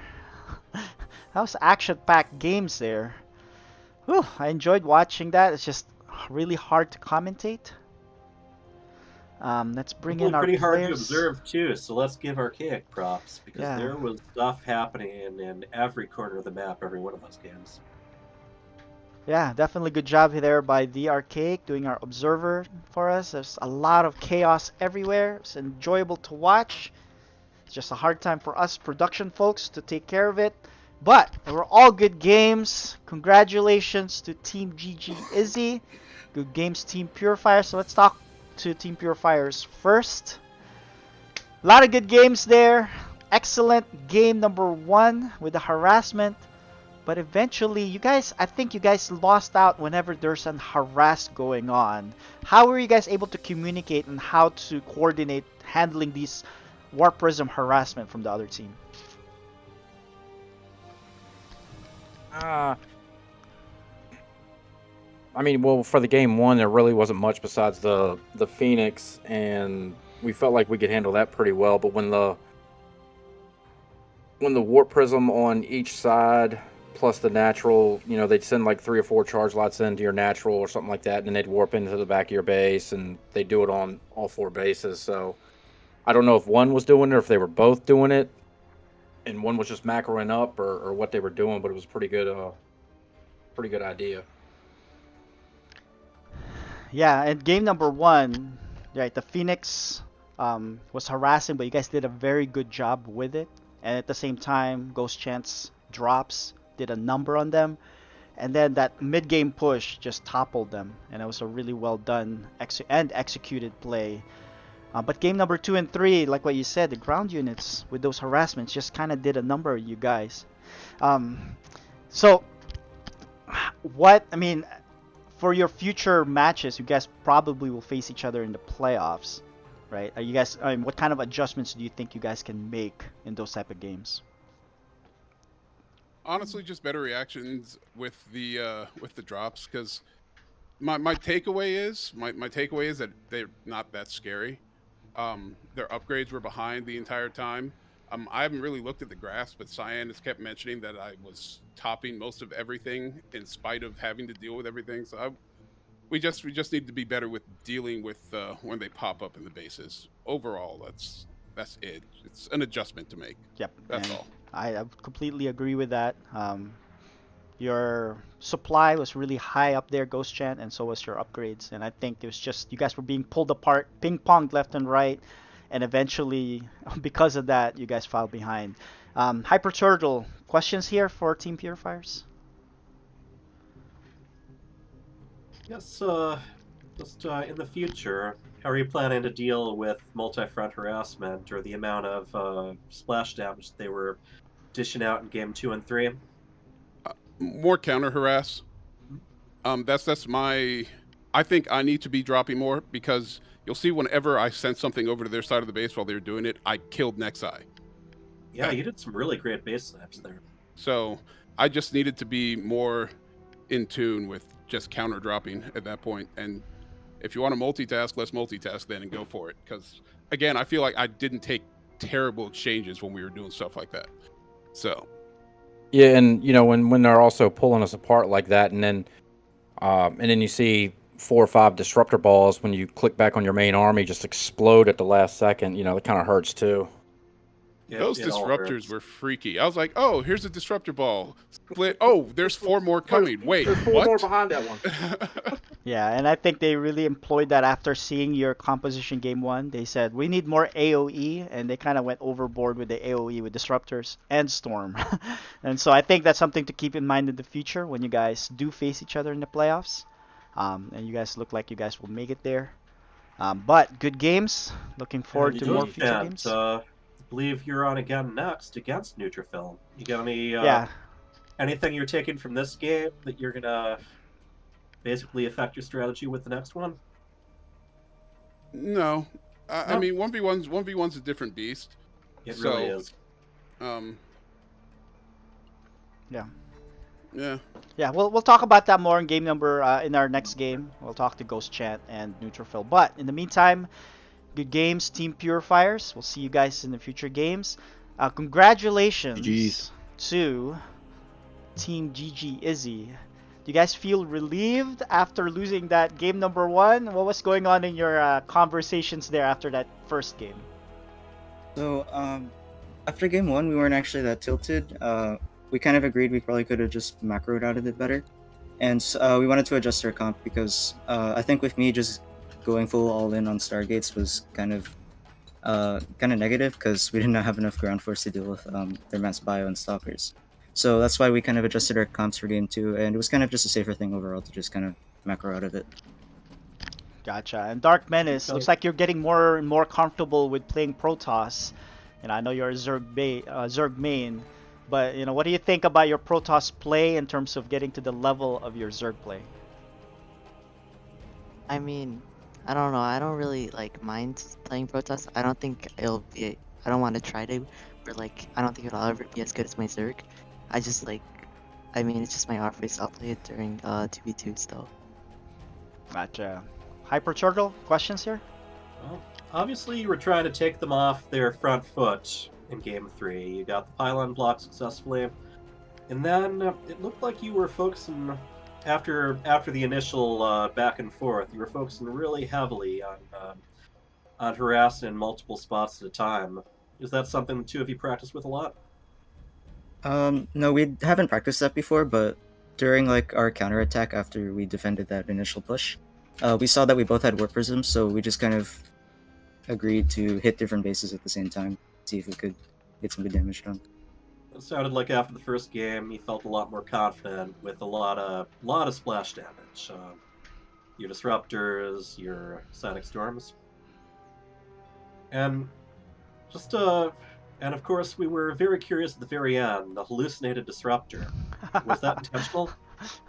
To draw fire? Well, he actually had a little army on me, so I wanted to hallucinate that, maybe to get him to run away. So that's why I hallucinated it. It's always an interesting one, since they can't send out fake purifier. No, what is it? Disruptor novas. No, but they did attack it a few times. Yeah, it did tank some damage from the Void Rays, but although the game was pretty much decided at that time, but it was pretty funny to see that. But yeah, good games, good job, Team GG Izzy, and we're gonna be transitioning here to our 1v1 game. So, Neutrophil. Alright, so thanks again, Cyan and Dark Menace. It was a good job. And we're going to be going to our 1v1 game. So let me ask Neutrophil let me ask Ghost Chant first while Neutrophil does his vetoes here. So Ghost Chant, you're going to be facing off against the previous season's champion. And I know you've been sick this past week. Any preparation specifically for this player? I know this was kind of brought up to you last minute because of some schedule changes. And how do you like your chances tonight? I mean, I always like my chances. I don't think I'm beat until I'm actually beat. But I literally have not played this game. I've just had a sick yelling 2-year-old, and then I caught whatever he had. So I've not even played any StarCraft. And I actually was going to do some prep with a couple of my GM buddies before this. They had some builds they wanted to show me. So it kind of sucks that this is last minute playing because I actually wanted to prep some stuff specifically for him. But we'll play it off cuff and see what happens. Gotcha. Hyper Turtle, questions here for Ghost Chant. It's the initial game at night. Go ahead.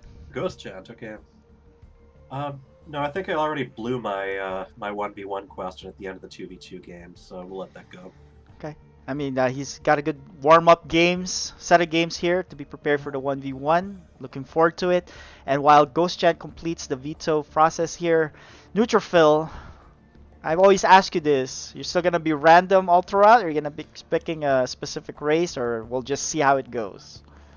I might actually go main race for this. I'm obviously not having that great of a season compared to my previous ones, just because obviously my turn isn't as strong. I might mix in something. I have a couple builds if I have to. But yeah, I might actually go main race for this game. Gotcha. Okay, well, good luck and have fun. We're going to mute you and let you guys finish out the veto process as we watch them. Go ahead. Step away real quick. Okay. Just, yeah. All right. So we'll take a quick break, and you guys finish out the veto process, and I'm gonna play some of the highlights from last week, and we will be right back.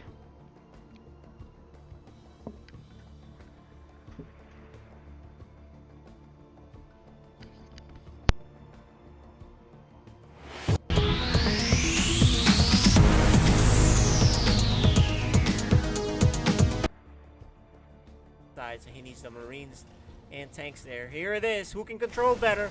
Who can siege faster? Current time. The siege. Medevac heal. The tanks. I think he's gonna clean up. Hurting time. Very nice play. Oh, and this is a big attack. He's not gonna survive this. I don't care how good your micro is here. Look at how much units that is. There's 4 tanks. And only 2 tanks in the back here. He's ready to crush you. The reinforcements are too far. I think he just now queued things here too. So the one thing we notice about Hurting Time, like I said this before, he doesn't queue stuff while executing commands, right? Like he doesn't hold down the key. He kind of does things one at a time. So you can see the difference here.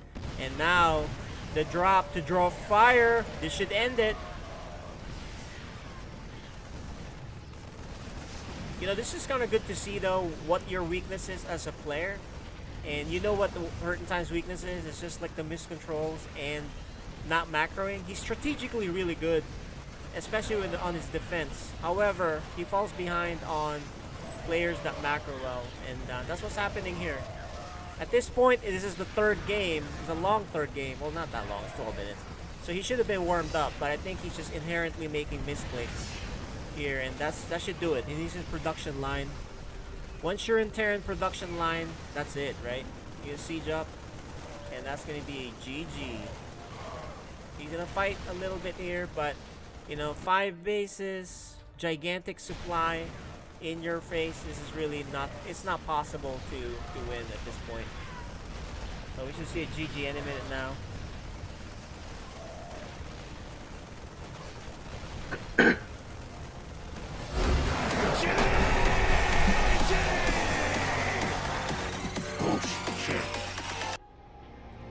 Does he even have speed? The Banelings don't even have speed, so they're very slow. Look how slow these are. And they're going the long way. But Malagat is not looking. Oh, man. There you go. That was very nice. Malagat loses all the workers there pretty much. Here's an attack on this base. There's a lot of lurkers here. But there's a lot of Void Rays. The Stim! The Storm? Is there Storm? No, yeah, there is Storm right there. He really wants to kill, but that was an ill-fated attack. That was not good attack. They're in trouble, guys. They are in trouble. Why do you not have any Vipers? The Storm is like wrecking them. And now they're gonna die to this gigantic army. Yeah, that's gonna do it, guys. That's it. They got Protoss.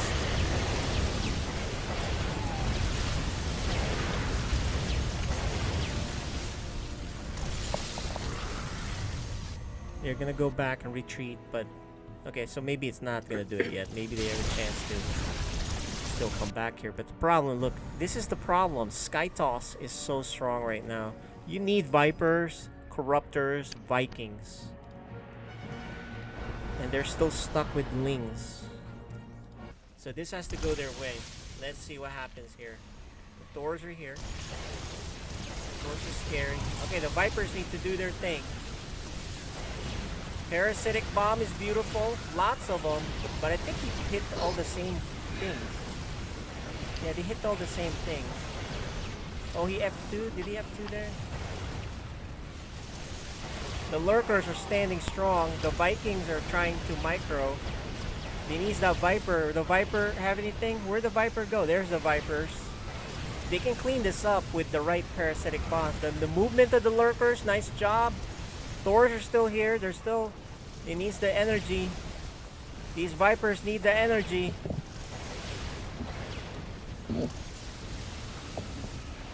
Yeah, they're losing on these trades. The Vipers still don't have the energy? What is going on with these Vipers? This is just not good control for Zerg, I think. They should have had this done a while ago. He's gonna go around and then do Parasitic Bomb. But I think it's a little too late. Look at that, they're already healed.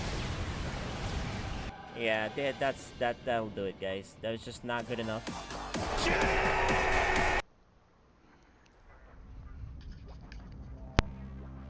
Alright, welcome back. We're about to get started. Looks like the players finished their map picks. Let's look at our map vetoes real quick. Actually, that's not it. It's this one right here.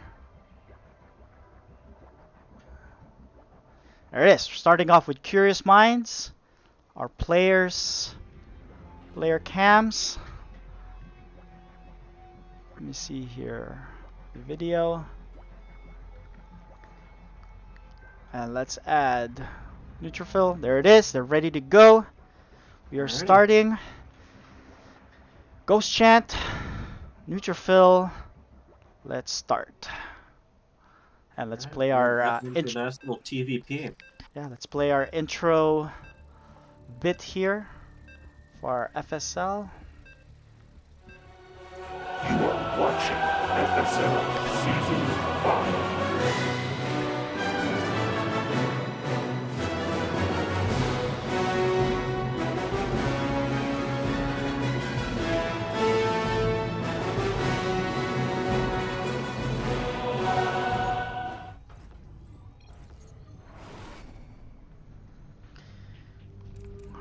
Alright, let's introduce our players here.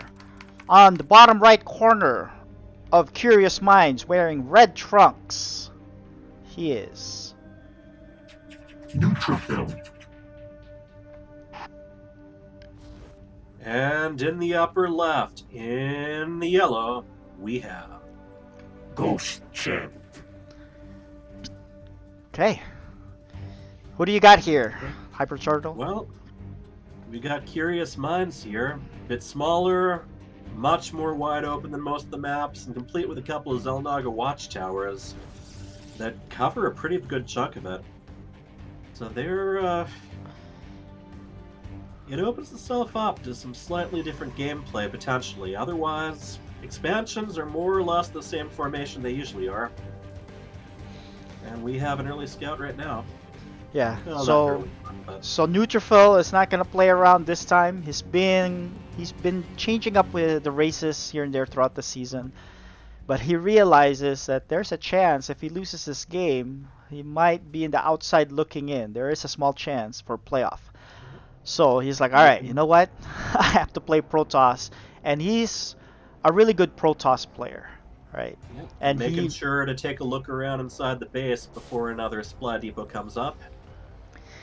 Yeah, and he does this pylon Yeah, scout yeah, very it's- well, and Yep. he has really good control. He is Oh, gonna yeah. block this, but I don't think that's necessary against Terran.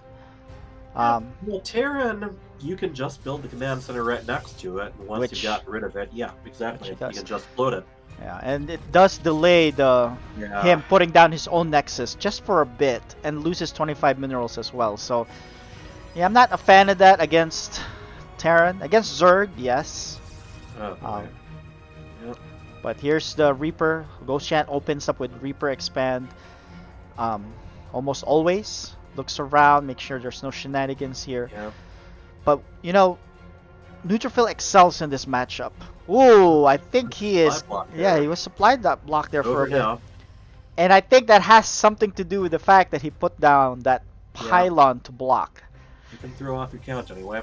Yeah, it throws off your build order, and that build order kind of delayed. Now, although this Reaper didn't go straight for the main here for Protoss, so that's why it came here a little bit later, because he had to scout around. But is he gonna even get one probe?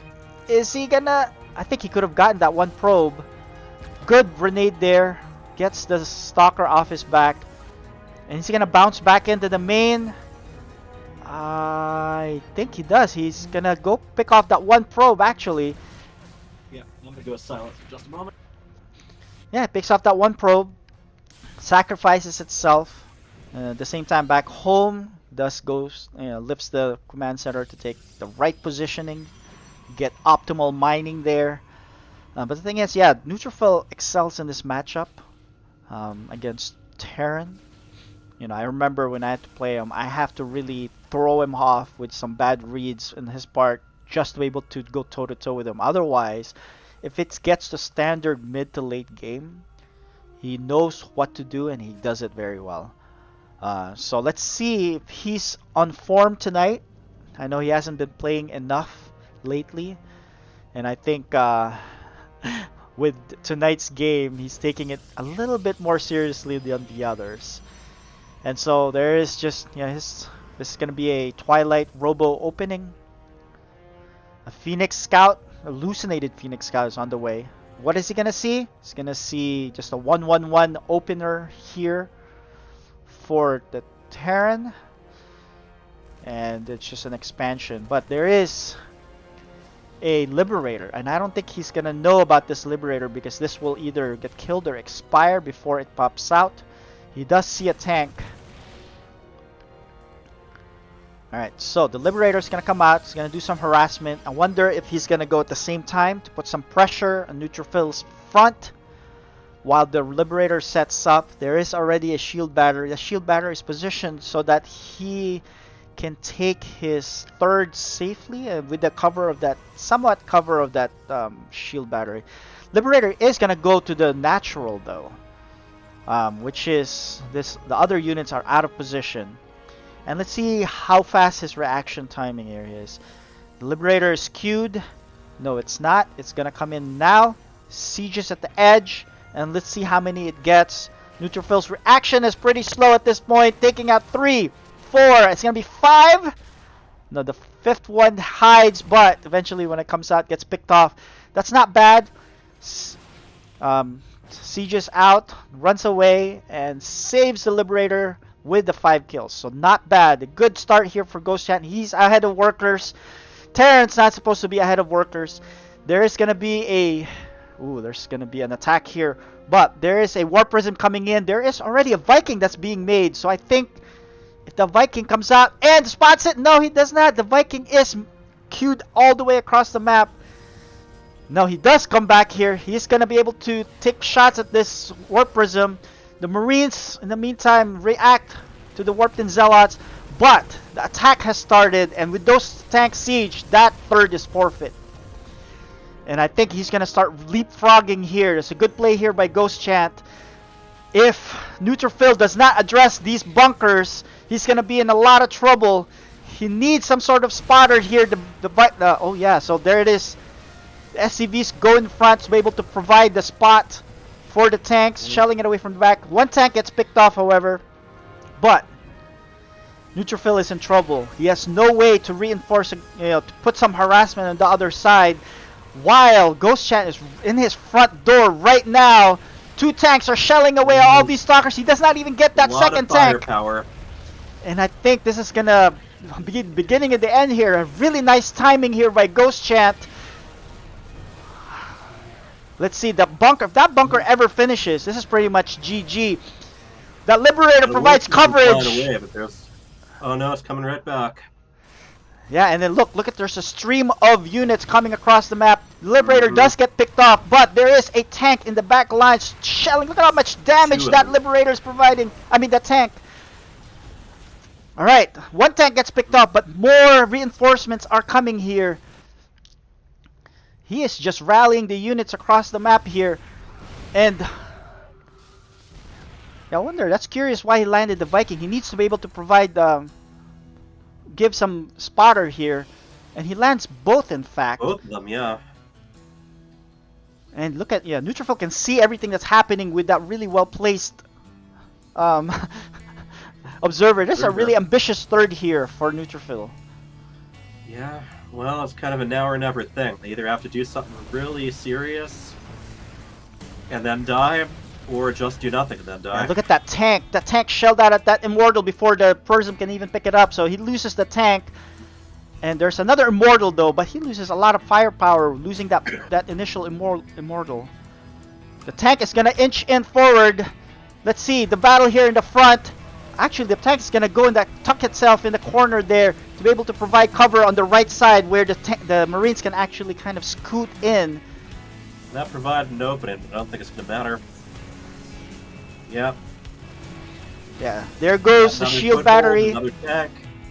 Yeah, I don't think he can benefit from that third base because I think this second base is gonna fall really soon. The Immortal gets saved. Nice micro there by Neutrophil, but he is just getting chewed away here. And the Marine falls in the front lines, but there's just more in the back. Non-stop shelling by the tanks here. Look at that. Nice, well-placed tank. That Immortal's gonna get picked off as well. More stalkers are going in the front lines, but they're getting shelled by the 3 tanks in the back line. Even with blank, 4 tanks now. 4 tanks. This is non-stop action. Less options. Look at both of them generating a ton of bank because there's so much action going on here. They just had not had a chance. Oh, but look at the Immortal doing a lot of work, taking care of all the tanks. A good play there by Neutrophil, and now with that 3rd base, which actually is going to be his 2nd, I wonder if Ghost Chat gets wind of that. Yes, he does have his... That isn't too far ahead on supply, but he's in a position where he easily can make a jump. He's got plenty of minerals and gas in the bank. Yeah, but he does have his 3rd, which is very important because at this point in the game, the main mineral line is gonna be mined out pretty soon. And so with that, Neutrophil is also 3 orbitals worth of mules too. So he can, if he adds some extra production, he can really make it. Yeah, there you go. He can really jump ahead. The funny thing here is that all that happened with the Marines not having stim nor combat shields, right? And so the 2nd wave here is gonna have shields and stim. Here's some extra daggers. Yeah, nice move here by Ghost Chat. He needs to unsiege that, get out of there. Nah, but I think he has a lot of things worrying about. Yeah, probably didn't pay for itself, but at this point. Yeah, but look at this medevac. He's gonna go on the right side. He's gonna spot this 3rd base, and I think that's gonna be the point of attack here for Ghost Chat in his next wave. All right, here's a harass here from Neutrophil. Oh no, he goes back. Right around. He turns around. Yeah, did he see that? I wonder. Let's try to see here. Well, we got some more. No, he did not see it because he hid back. He missed the entire the 9 o'clock location. Now he is sending it again, but this time in a different angle, so he is going to miss it. Oh, what unfortunate set of events. No, actually, with that turn, he might be able to... I think he spotted the simulator. Starting to run pretty low on money. No! It gets picked up before he even sees. He has no idea that 9 o'clock base is there. Oh. Alright, but still. Very little damage from the Liberator or the medevac there. Yeah, but I think the next push is going to be devastating here because the Ghost Chat's army is just growing significantly here. 1-1 is on the way. Neutrophil, what kind of upgrades does he have? He does not have any attack upgrades at all yet, so. And again, neither does Ghost Chat, but boy, stim and combat shields go a long way. Yeah, but his upgrade is his +1 is about to finish. His armor is kind of a third of the way in. Yeah. And so it's now just you gotta keep making stuff and put the pressure on, and I think he's about to ready to do that. He is amassing his force on the left side. The Templar is gathering up energy, and we just had a Dark Shrine at it. The old went behind deal, because he's definitely behind. Alright. Alright. You're seeing a move out. Looks like they're heading straight up. Now the army's backing up, so they might even be able to get a foothold. Are they gonna meet in the middle here? Ghost Chat is actually gonna see scans there. There's beautiful Zelnaga watchtowers, which on a map like this covers so much area. So I think it makes a big difference here if the tanks are pre-sieged ahead of time, and I think he's going to be able to do that. He already has 2 siege in the back line, and I think this base is forfeit. It's a good move here by Ghost Chat. Neutrophil doesn't even contend it. He just runs back. There's no storm yet. He does have a lot of energy in those Templars, but he cannot size storm because I think he forgot to research that. Alright, scan ahead. Command center going down, so there's going to be room for a lot of scans if the DTs do hit. Yeah, let's see if he have some harassment on the 3rd. Yeah, let's see if he does convert that to a planetary or an orbital. But he's got a good position here. There is a DT kind of just acting as an observer. He's not committing. But I think he's going to go attack those tanks as soon as the attack commences here. All right. It's Now- also a map that does not have that many places you can spam to, so... No, but look, Ghost Chant's army is massive. With the Liberator support, I don't know about I this. don't like this. Yeah, No. you cannot attack into that. There is Storm, does take care of few of the armies, but there goes one tank, but the DT falls as well. Liberators are in place with siege tank support. Oh, I don't know about this for Neutrophil. There is a good Storm. Yeah, there's more units though, and look at Neutrophil supply plummets. And I think 50% of what his opponent.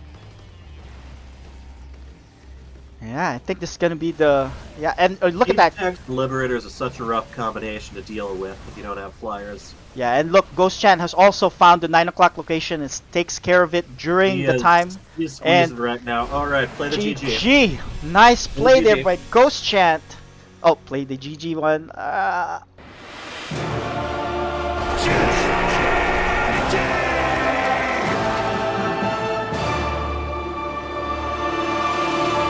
I'll warn you earlier next time. Alright, better late than never.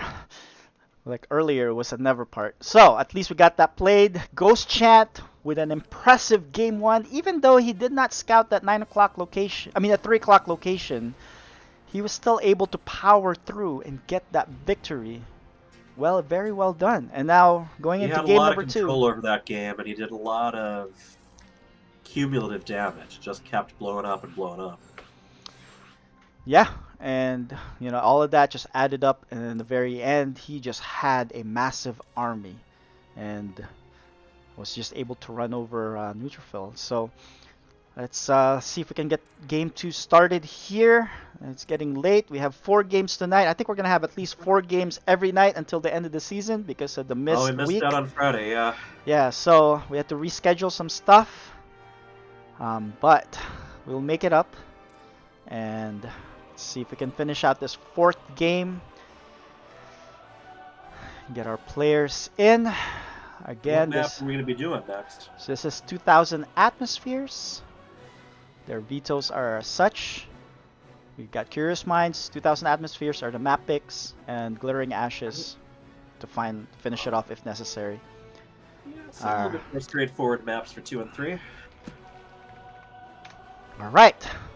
Looks like we're good to go. Let's start this.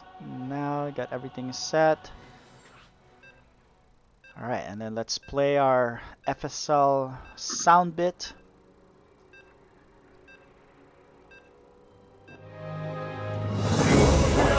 FSL Season 5.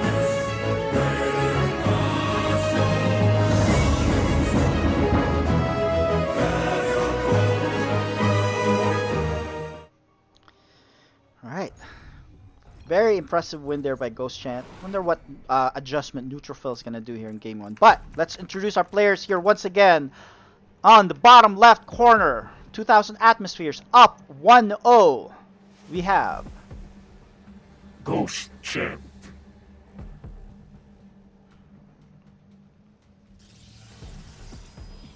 And in the upper right, red as blood, we have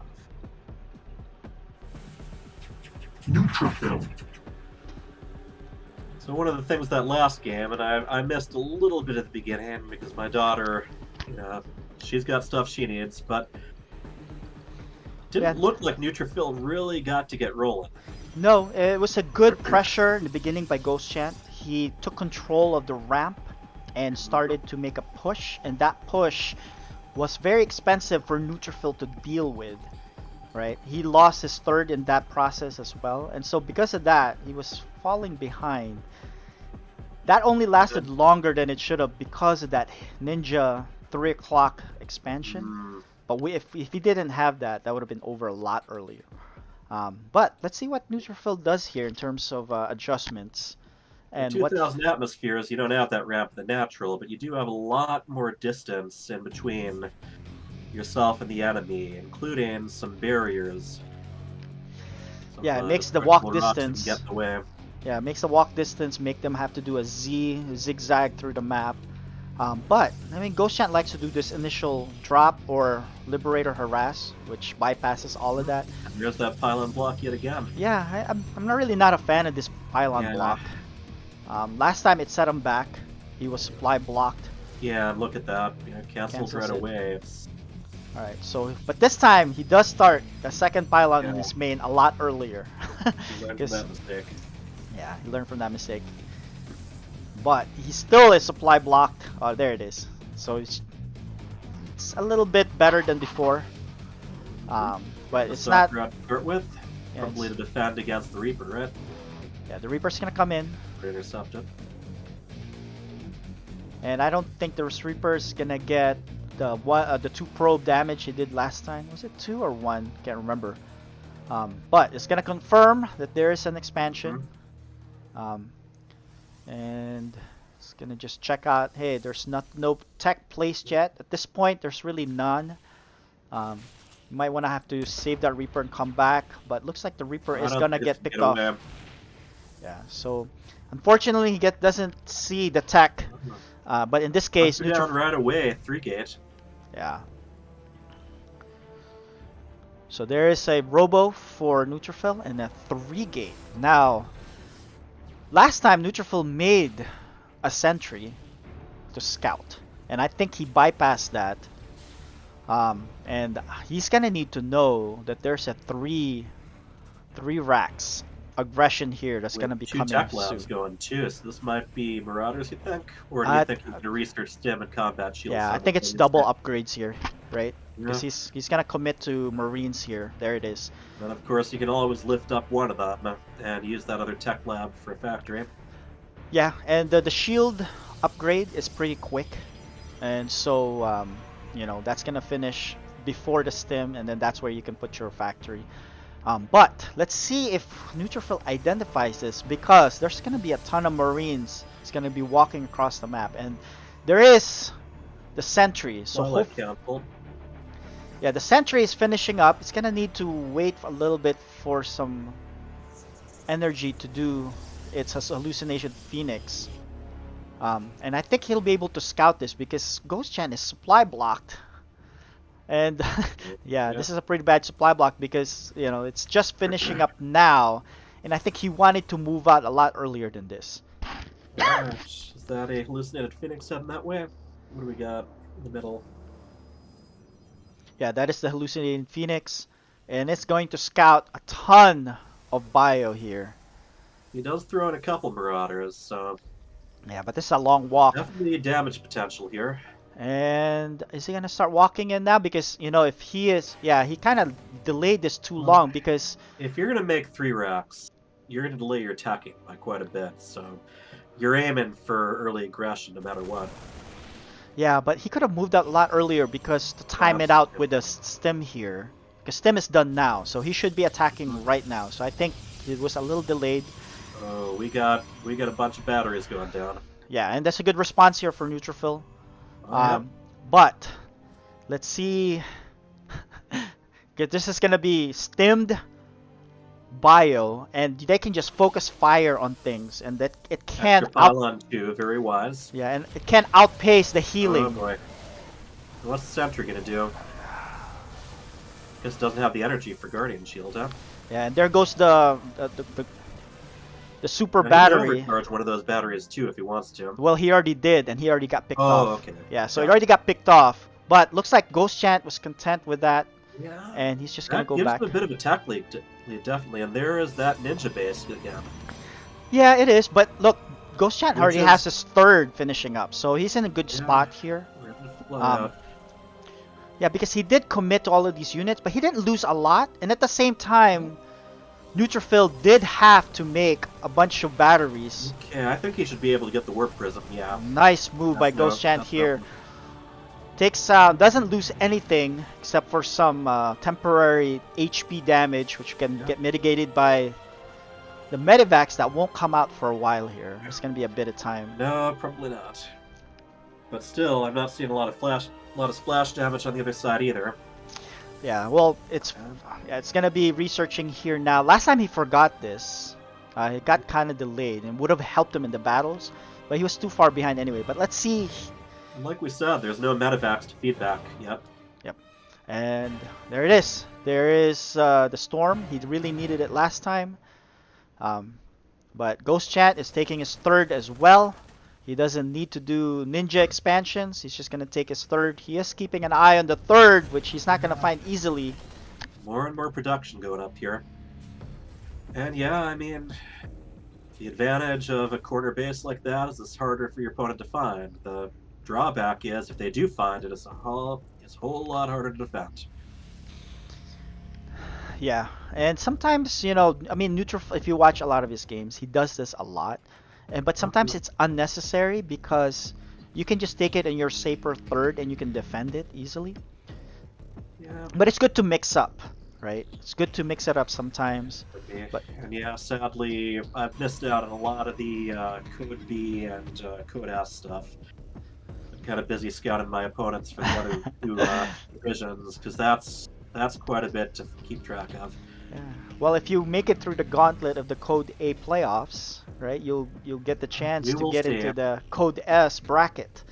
And but yeah, so learned some lessons. We'll have to see whether I learn them early enough or not. All right, so he sends. Yeah, using his most injured Marine to scout, and that can, you know, if you're going to sacrifice one, might as well be one that doesn't have much life anyway. All right, there is a drop here that's going to be skirting on the right side, and there's a big force. Yeah, it's going to go to the main, while the big force is probably going to hit that kind of supposed to be third, but it's not. Ooh, that's Neutrophil is not aware of this. It's just gonna bypass him a little bit. Yeah, just barely. Yeah, but he's gonna be the one who's aggressive. But there are. Yeah. Yeah, that. Oh, These big soft. two have been pretty well prepared for each other's drops. All right, that drop didn't go so well. Doesn't even get one stalker and loses the entirety of that drop. So that's not a good good turnout there for Ghost These two have been Chant. very well prepared for each other's drops. They know to keep an eye out. They know to leave some troops behind. Yeah, so alright, so Neutrophil's gonna cycle to the left side. And Ghost Chant is fully aware of that because he has the watchtower, but he does not move his Marines away. Had both the watchtowers until a moment ago. Yeah. There really are some advantages to that. So.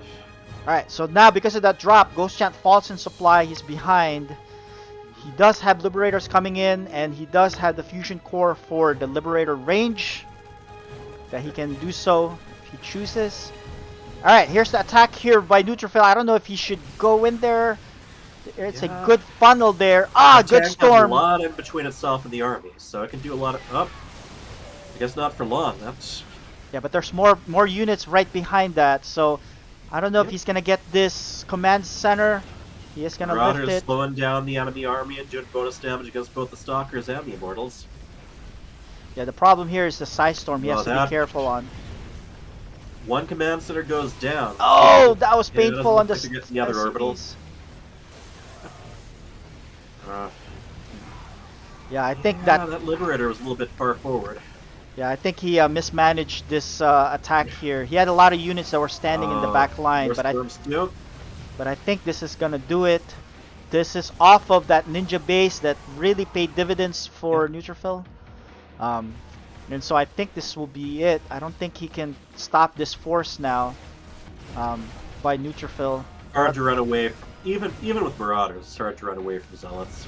They've got charge. Yeah, looks like we're gonna have game 3 here. Look at that. Nice Liberator siege there. And trap them, but yeah, but that's it. Lost a Templar there. I don't know much. I don't think that storm hit anything. Yeah, he's gonna need to repair this one. Bring him down, but in the end, I don't know how much good it's gonna do anyway. Yeah, he's just gonna butt his head here and just take out this wall and take this game. Got the Warp Prism. He can equalize the defender's advantage with that, but now it just sticks there. There you go. Yeah, that's GG. Alright, play it. Let's hear that tasteless.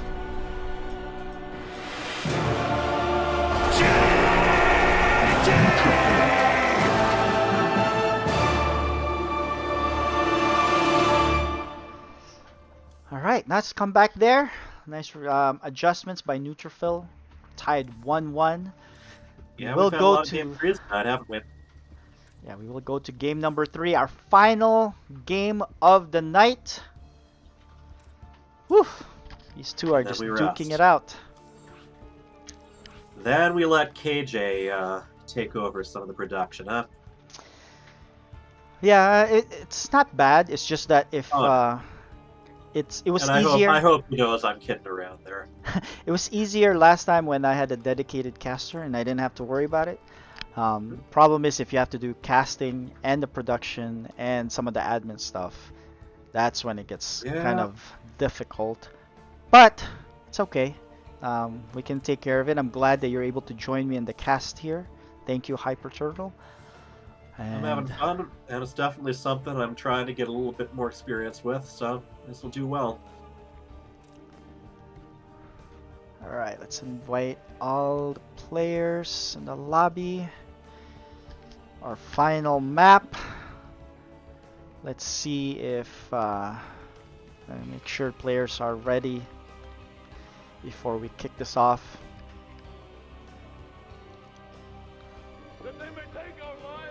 Glitter and Ashes, the map a lot of people used to like to intentionally mispronounce for some reason.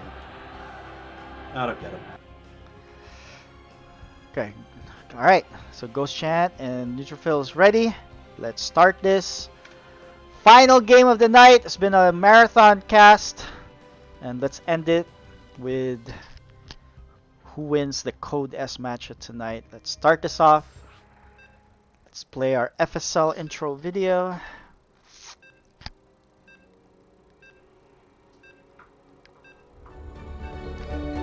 You are watching FSL Season 5.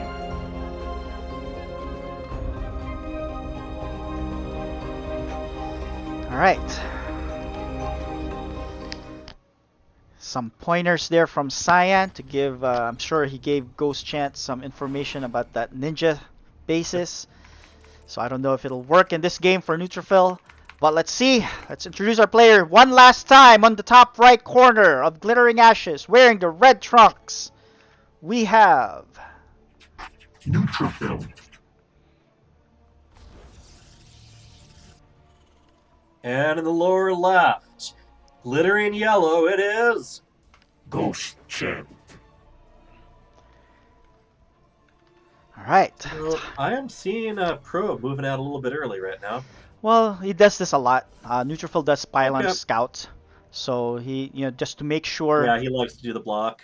Well, yeah, block, but at the same time to confirm, he needs to confirm whether it's a proxy barracks or not, and so he does this. And if you're Neutrophil, you know that 2 games in a row, your opponent went really heavy on the initial push. Yeah, although he didn't go 3 racks in the first game. I don't remember. I think it was just 2 racks. But he needs to identify what's going on here. He had factory that time, but he definitely hit hard. He managed to get into place. He brought workers along for bunkers too. Yeah. So definitely hits hard with the initial attack. Yeah, I doubt that he's gonna. I probably don't think he's gonna go 3 racks here, Ghost Chant. I think he's gonna go revert back to game 1, where he had a good mixture of barracks units as well as tanks to just push. Even maybe open up by the end of it. Yeah, even maybe open up with the Liberator, which he did in game 1. So, that way he has access to Liberator and Medivacs earlier, and that's where he can really harness the push. So let's see. Yeah, we're all talking about theory, but let's see what they decide to do here. We have expansions going down on both sides. Yeah, standard openers for both. Reaper. Alright, Reaper's gonna go make a beeline. There is no Stalker in production, but the Reaper is actually looking around, so it's gonna delay it.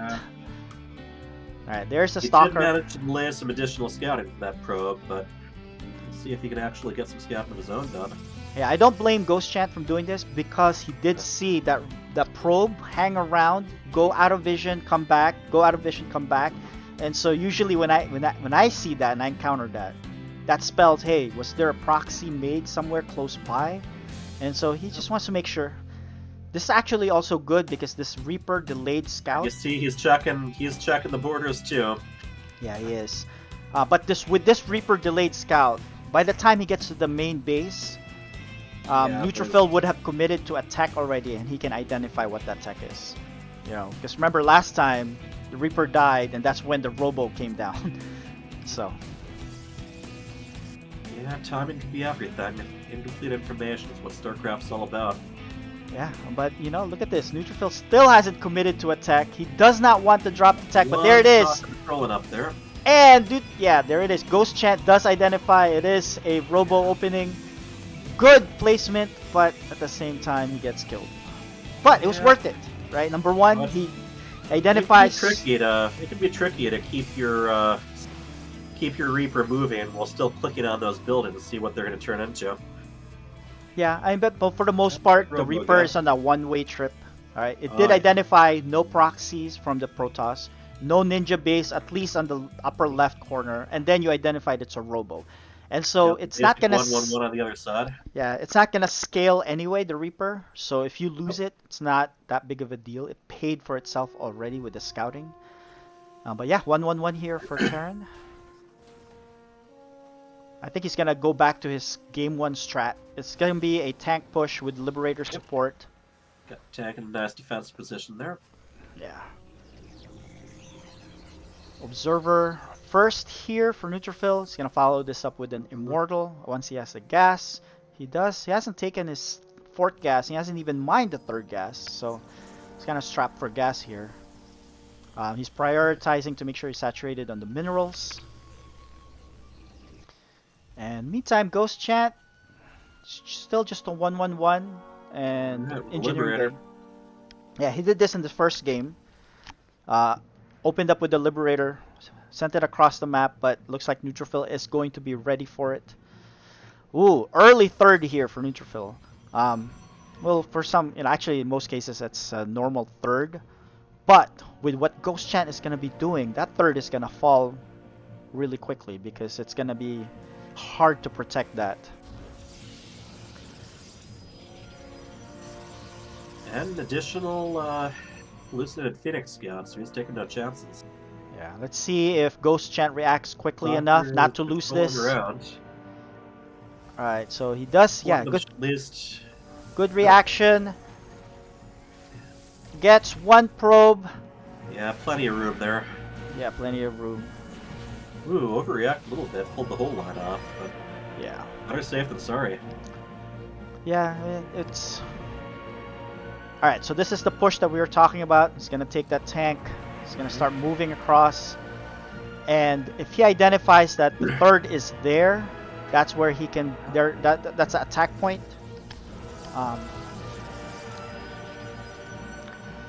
Alright, Templar Archives. Ooh, wow. A quick cancel. I think that's a misclick.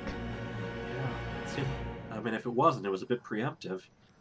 Yeah, or maybe he did see the army moving out, and so he said, I cannot protect this.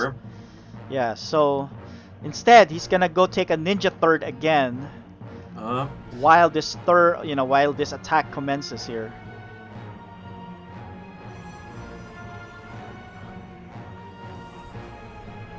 All right, there's a scan, identifies. Keeps the army out of most of that scan. Yeah, but the Vikings are going to be able to see the rest. Figure out what they're dealing with. Okay, so he's going to probably tuck in that tank right there on the corner. He's going to start leapfrogging. There are do some damage.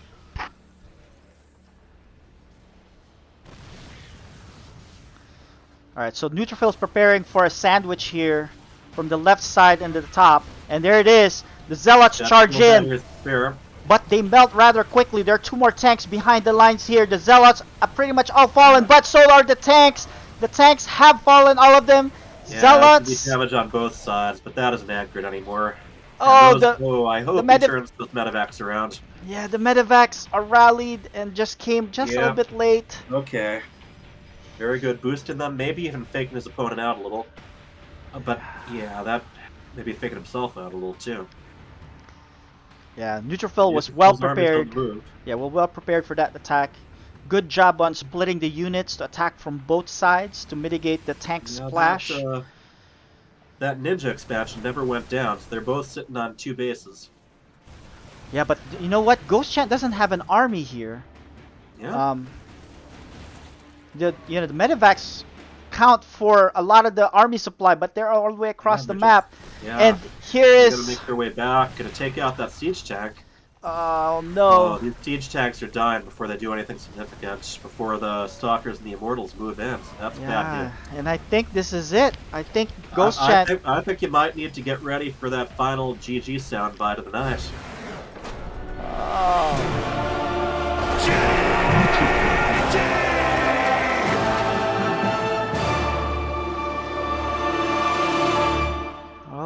So that kind of ended abruptly there, and it was a good counter there by Neutrophil and taking that series. But let's talk to our players here. Good job done. Good games, gentlemen. Let's bring ourselves in here as well. Whew! That was action-packed. All 3 games. Each other on your toes, didn't you? Yeah, and so let's talk to Ghost Chant real quick. Game number 1, very impressive win with some methodical push. Eventually wore down Neutrophil and got that victory. Tell us about that game number 1 and what you were trying to do and what happened there. It's just a 2-base tank push, nothing fancy. Gotcha. And that's literally the only time I can do that because tanks are pretty trash otherwise. So that's all that was. Gotcha. And then game number 2, you tried that 3 racks approach, but this time it got scouted early by that one hallucinated Phoenix. But then you went for it and then backed up. My question is, I guess you were, I don't know, probably Cyan told you, but there was this one ninja base that kept him afloat with a 3rd base. Were you aware of that? No, not till after the game, and I was like, huh, okay. Gotcha. And then the 3rd game, you went back to your 1-1-1. So the third game, I committed to the push because I saw stuff moving off to the right, and I was like, cool, he's got a 3rd base. He invested money there. He shouldn't have enough I should be able to push in with this. So I'm watching the replay now, and there was never a 3rd base, so yeah. Well, there was a 3rd base, but as soon as he saw you moving out, he canceled it, and I think he used that money to make more Zealots, which I think just enough Zealots just won out, just enough for him to push you back, and then all of a sudden it just turned upside down.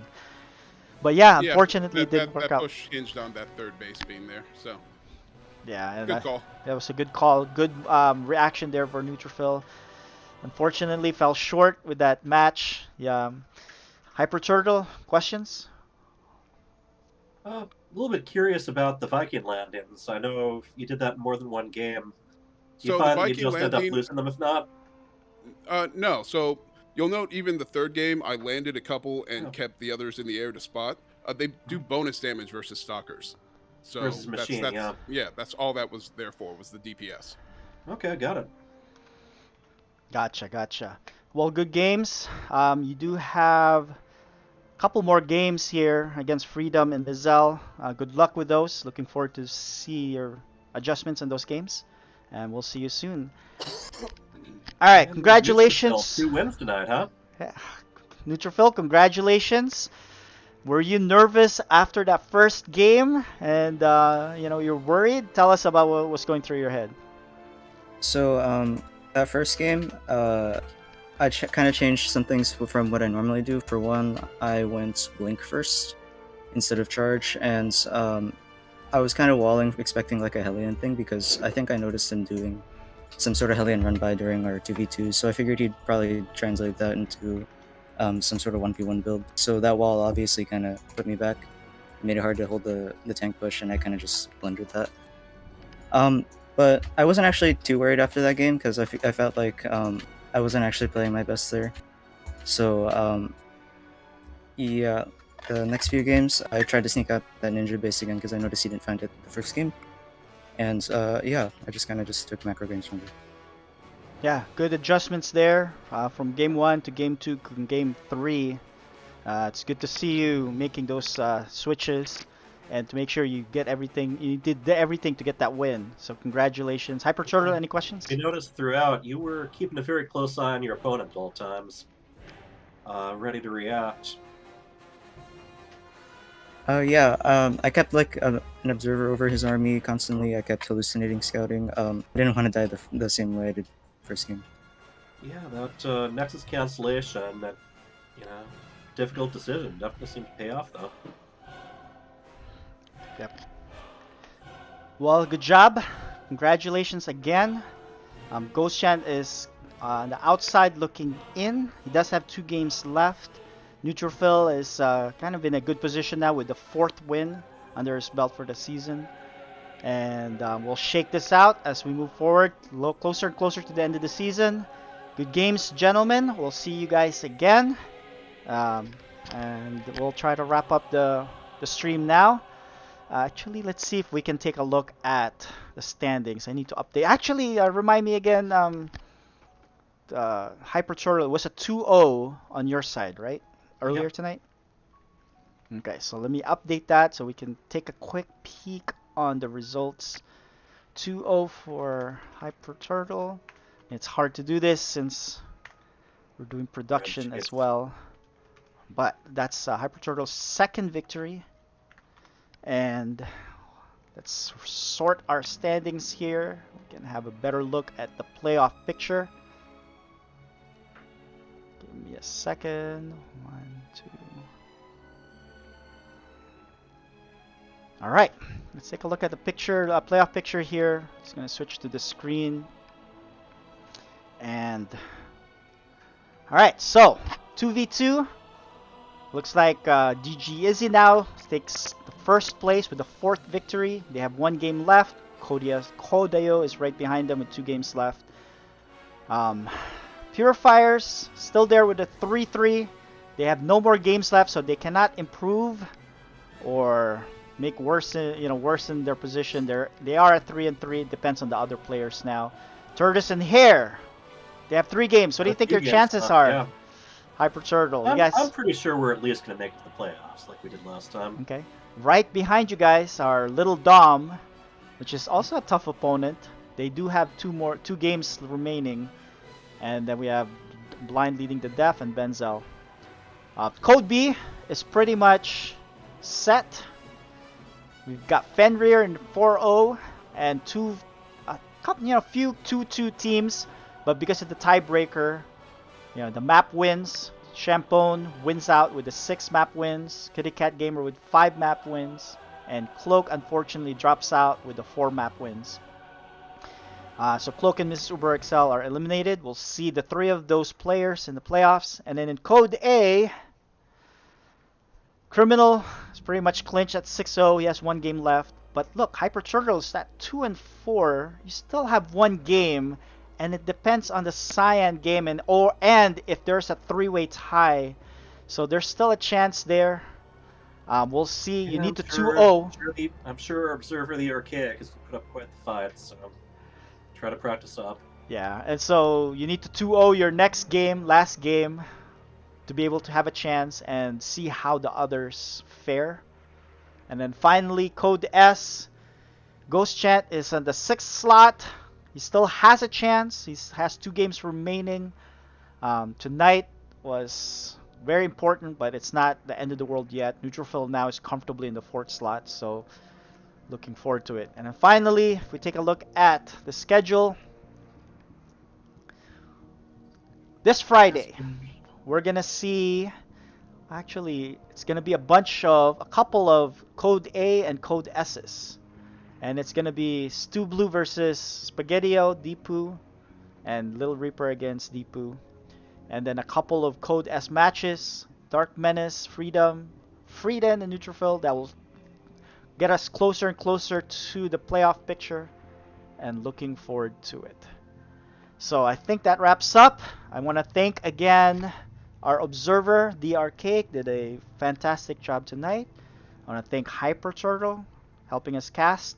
Awesome job, Hyper Turtle. Hopefully you can cast. Those BGs coming. Yeah, hopefully you can cast again in the future. And of course, I want to thank all our players. You know, it's a lot of work to prepare for this, and it's pretty stressful to play these games, and they did a great job.